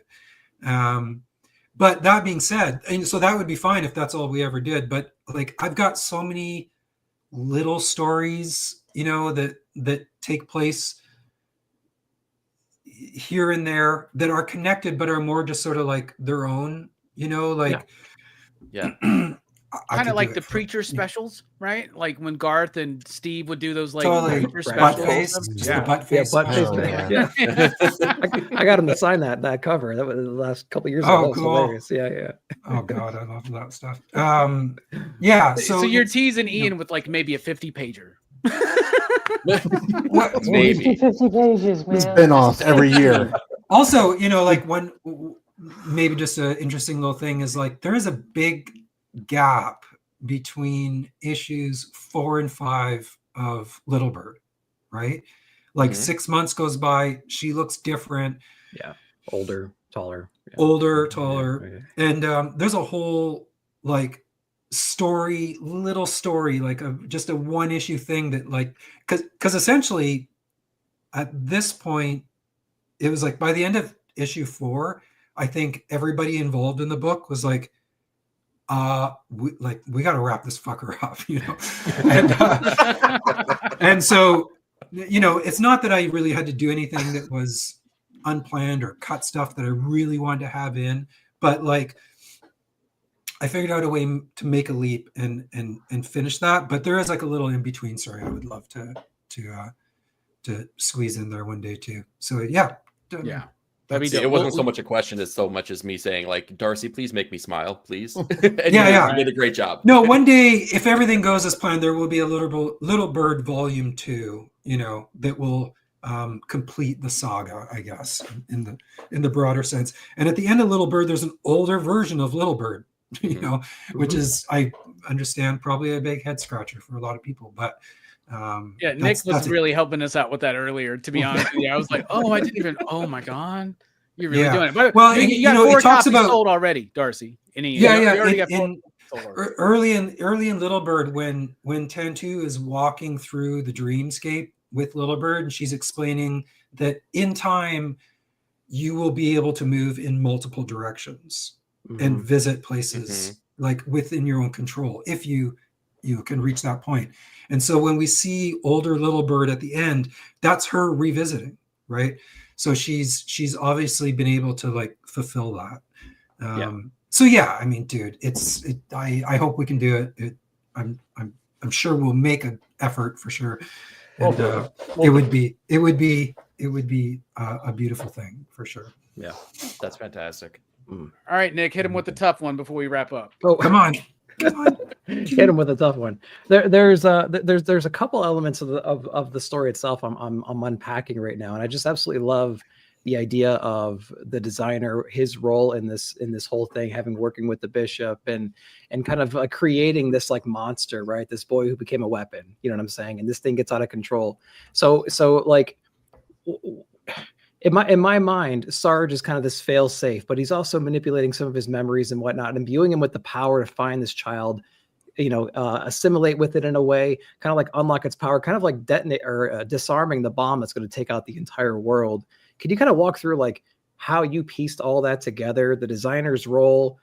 Maybe he got a little bit in over his head, then he kind of makes a fail safe in that time, and like kind of walk us through like the ending of that last issue when we kind of gain that memory going into that dream world, unlocking that scene right there. That's just, it's so beautiful. And it's like a circular thing in my mind. It's like, what kind of came first? Did his travel in the boat and the collapse and him being the only child, the designer finding him, like this view into the future? Like, it was such a complex idea. I was wondering if you can kind of unpack that a little bit for us without, I don't know, maybe giving all the answers, I suppose, but what do you think of that?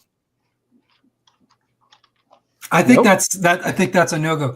I mean, you said hit you with a hard one. Yeah, I did. That was yeah. I'm unpacking all this, and I'm like, man, yeah. Really it's exactly question, man. Honestly, I just don't have a lot to add. Like you described it beautifully. Like it's really great. That's what it is.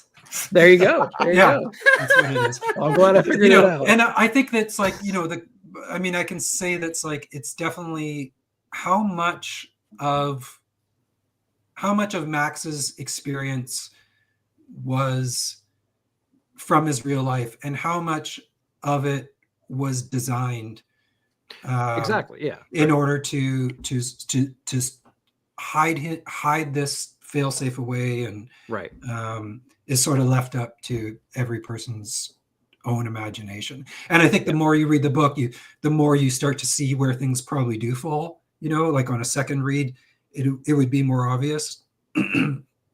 Right. I think Nick has read it like 10 times now. Yeah. Not even. That's way I went under. back to it, but going back to what I said earlier, it's definitely a story that makes you go back because it's so interconnected issue to issue, and you don't realize you're learning something up front. You know what I mean? And then as you keep reading the book, you have to go back sometimes and kind of like put all that together. And we talked about, you don't have to do that. You can totally not do that. We can read it right through. And there is as Robbie pointed out, there's a simple story in there. It's a simple story with a complex. Yeah. And that's I wanted to say on that, it's like, that is very much, I feel quite strongly that in order for us to get away with exploring some of these more complex and more interesting ideas just around memory and what memory is and how I'm trying to figure out how to not go on a tangent. Sorry guys. It's This is all of our phone calls. This is all the phone goes on calls. a tangent, then I go on a tangent, and then we have like a mutual And then we tangent. just hang up. Yeah, and then we're like, What did we solve? Nothing. Okay, got it. But It's like, but I yeah, got this it's fucking Transformers cover, man. I gotta go right now, man. can we talk later, dude? I don't know. Yeah. But having a sort of a simple story on the surface becomes Yeah. a nice anchor to allow you to do this thing. Otherwise, if I came up with a really complex plot and then also on top of that wanted to explore some really complicated and interesting ideas that I'm obsessed with, it would just feel like that, you know? yeah. So, I remember, I think it was like a super, it was a review for issue 1, and someone pointed that out, right? Where they're like, the story has a simplicity to it. And then, and they were kind of pitching that as if it was like a bad thing. And it was like, Right. You absolute fool. Like, what are you talking? Do you think that we don't know the themes that we're playing with? Do you think we spent 5 years and we're not aware that the story has a simplicity to it, like at its fundamental levels, that we're playing with, like the ideas of noir, maybe? Like, I don't know. I don't know why I brought that up, but it always really. yeah, you got like- angry about it.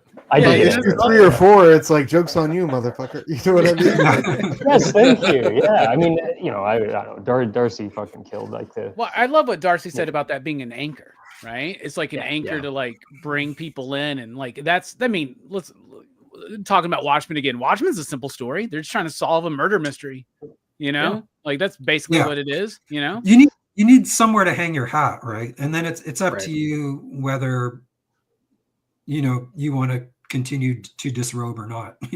Like Yeah. So that's Can I kind ask- of the idea. Yeah. Can I ask one question? I know, we're at 2 hours, which I didn't realize. Yeah. I was really curious, like each of you, like if you had, not to put you on the spot, but like, is there like a personal favorite moment, big or small, from either Little Bird or Precious Metal that like really spoke to you or speaks to you or something like that? But you know what I mean? Where you were like, oh, that is very cool. Like Stu, you mentioned that scene on the beach. Like that doesn't have to be your pick, but that's like an amazing scene. And the reason I ask is because it allows me to kind of wade through that world again in a cool way, I guess. Yeah, we don't talk to people outside of the two of us very often. Why would we? Well, that's a hard, tough question. I'll That is tell really you this. hard. Yeah. Something about Little Bird I really like is when Axe is about to like sacrifice himself for Little Bird, right? Like I felt a well of emotion during that sequence, right? I remember that the first time I read it. And Darcy, I remember you sending me every issue early, and I really appreciate that because it gave me time to like really kind of read and dissect some of the issues before then I talk about them on my show, right? Because it's a different experience if you just read it in the stack of like 40 comics, I will keep that in mind for future. Oh yeah, please do, man. Yeah, please do. All Send of us you. anything. We'll look at it. We'll let you know. Yeah. We love access.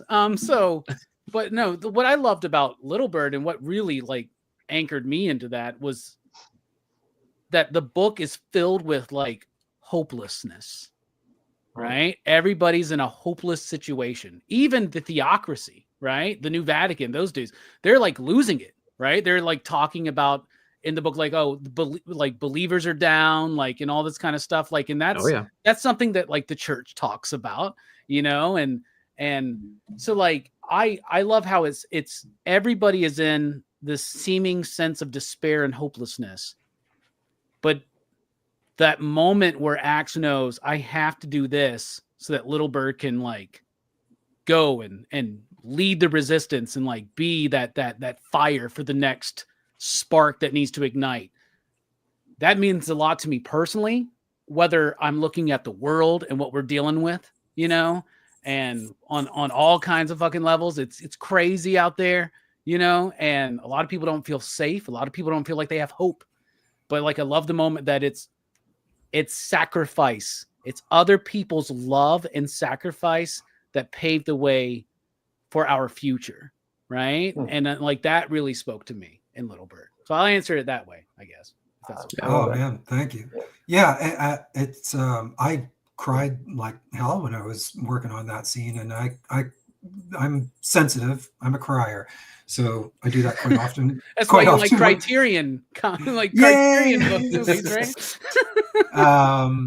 But yeah, and it's like it's also the passing of the torch in terms of like Axe was never really meant to be, it's like he's the great white hope, and it's like, well, maybe this isn't, maybe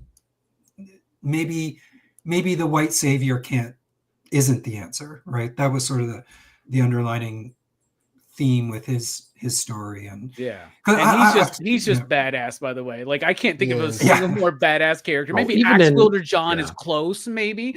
Good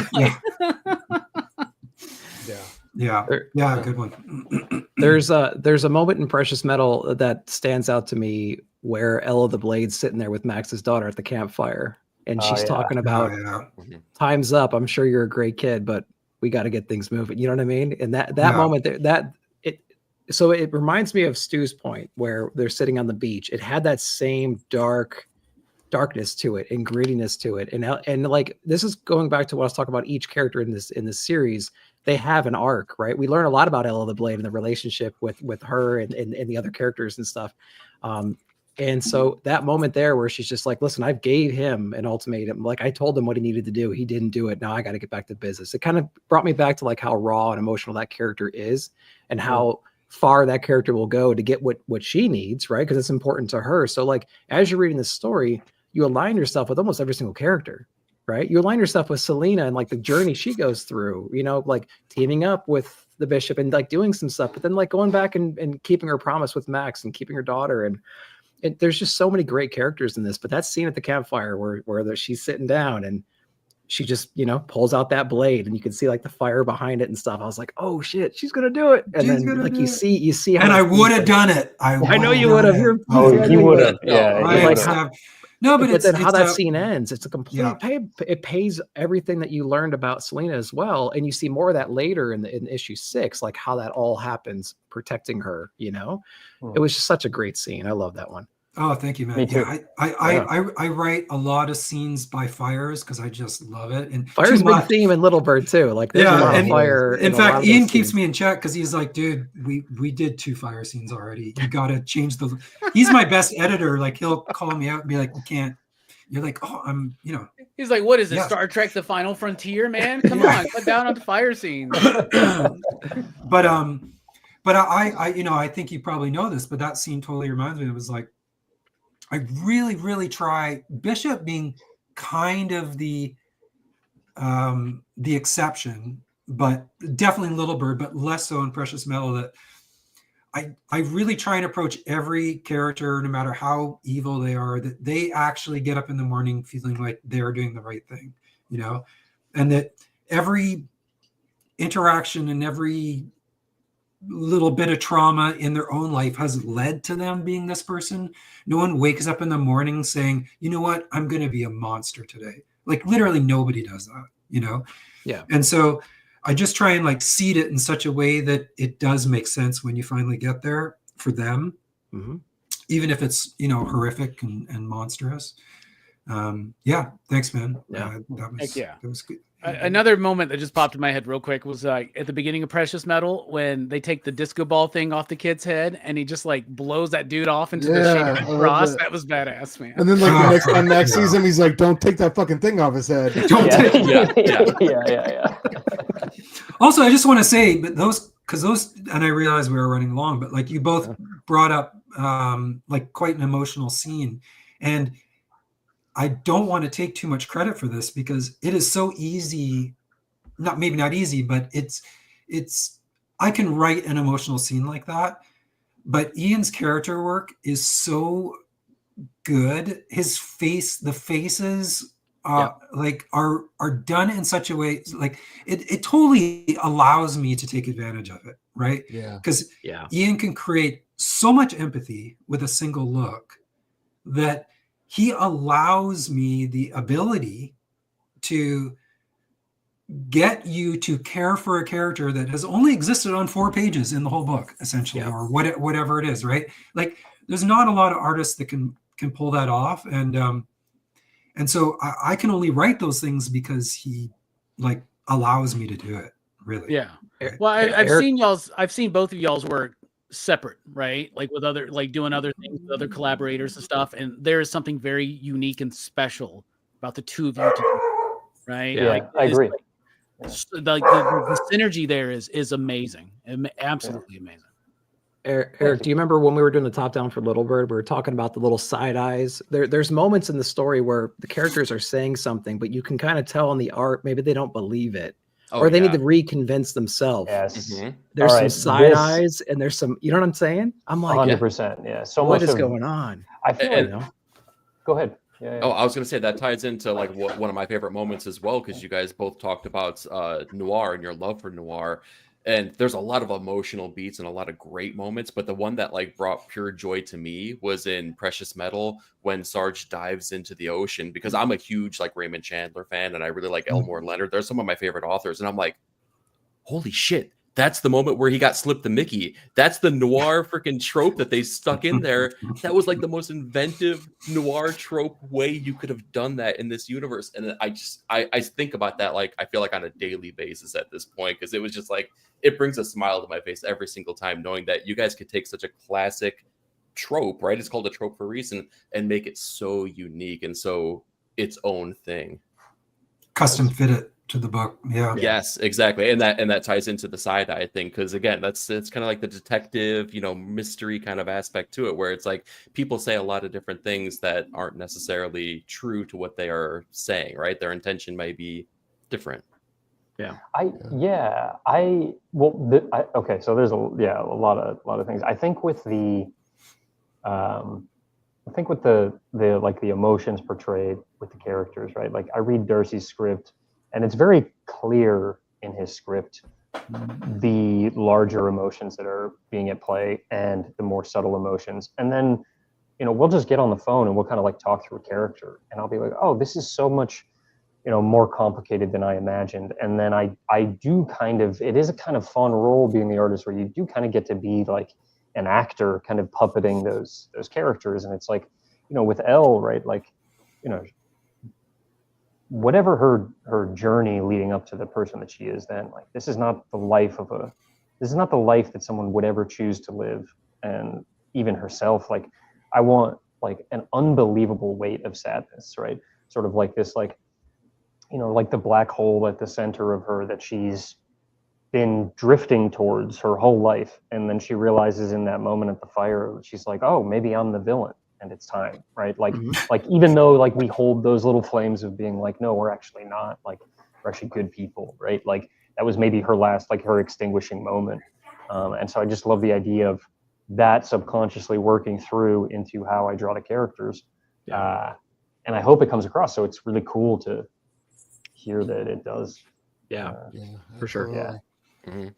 But yeah, Darcy got me into noir. I never really cared about noir, and then he made me watch Chinatown, and I was like, oh fuck, this is actually fantastic. God damn it. That's a great way for an introduction. I mean, he was like, if we're gonna do a noir story, you got to watch Chinatown, and I watched it. And then after that, I watched the other one that I loved, The Third Man.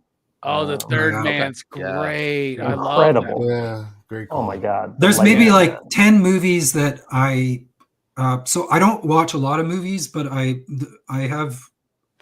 do watch a fair amount of movies, but not nearly the extent of a lot of people I know, which is kind of a funny thing for someone who made films and loves films. But I do have like a handful of films that I will just watch like obsessively, like in a really unhealthy way. But The Third Man is one of them.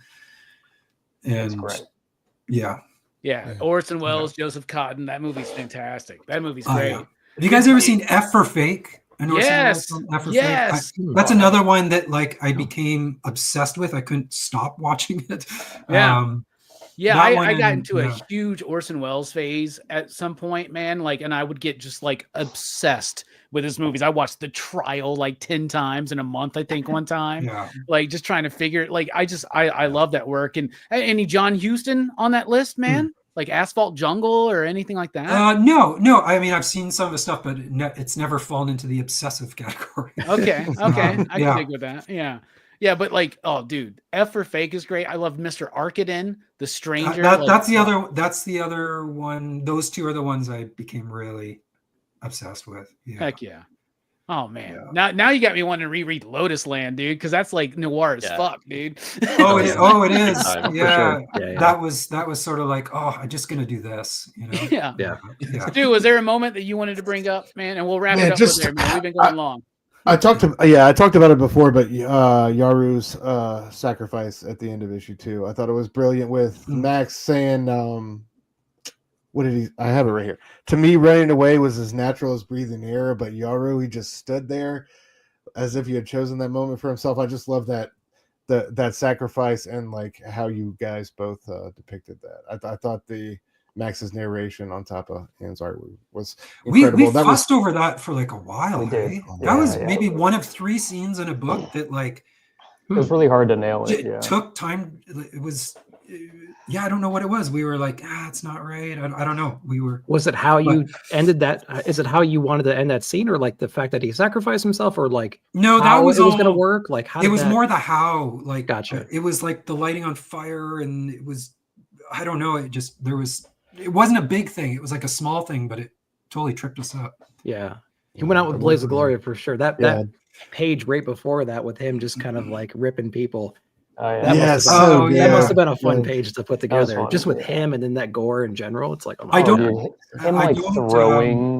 Selena, throwing Selena into the ship. So fun. Fastball special. Love it. Yeah. All the brilliance of like the action is Ian. By the way, like I spend a lot of time writing about character moments and what's going through their mind versus what they're saying, that kind of stuff. But like I'll reveal a secret right here on Pop Culture. If anyone is still watching at this point, I hate writing action. I hate it. So are you just like for 3 pages they fight? I try to. I do it. I do it, but it's nothing. It's the most work for me. Like because I'm just like.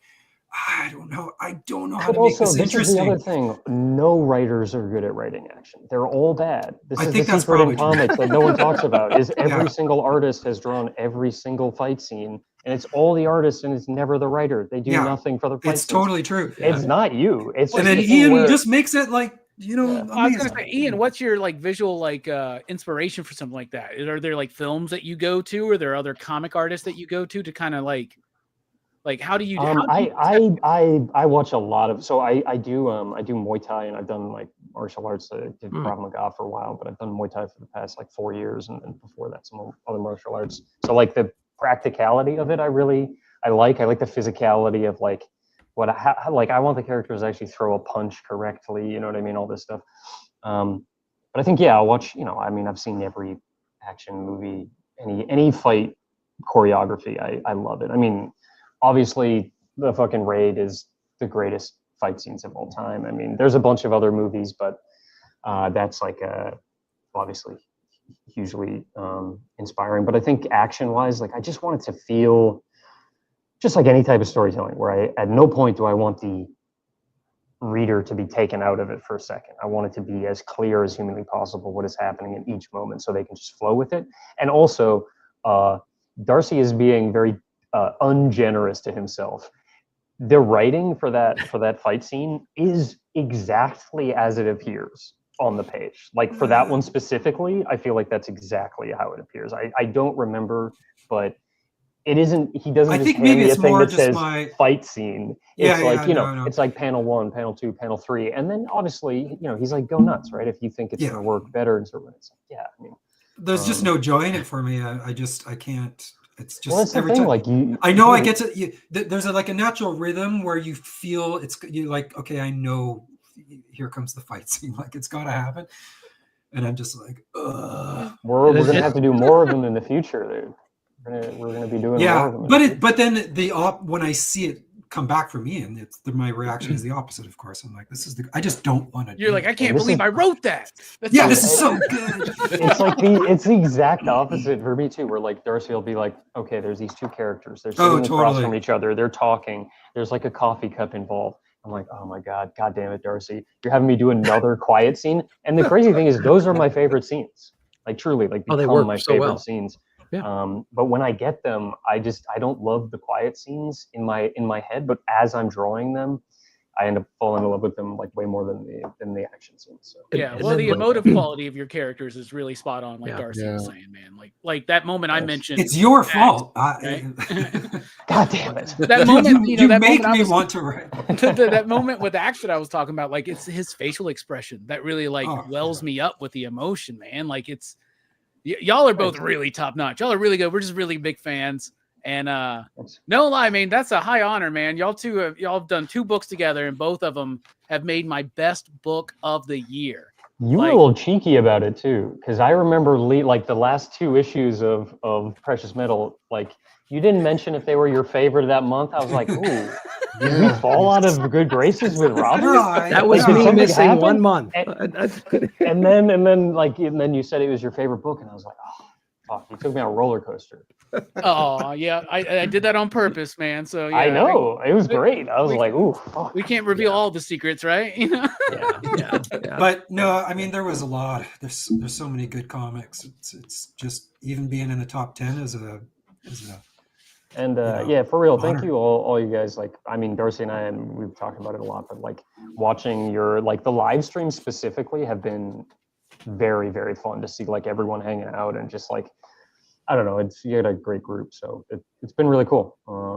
That's the dream. That's the dream you have, right? When you put something out in the world that like it finds a group of people that sit around and talk about it. Yeah, you know? Exactly. Like that's the imaginary thing that you write for.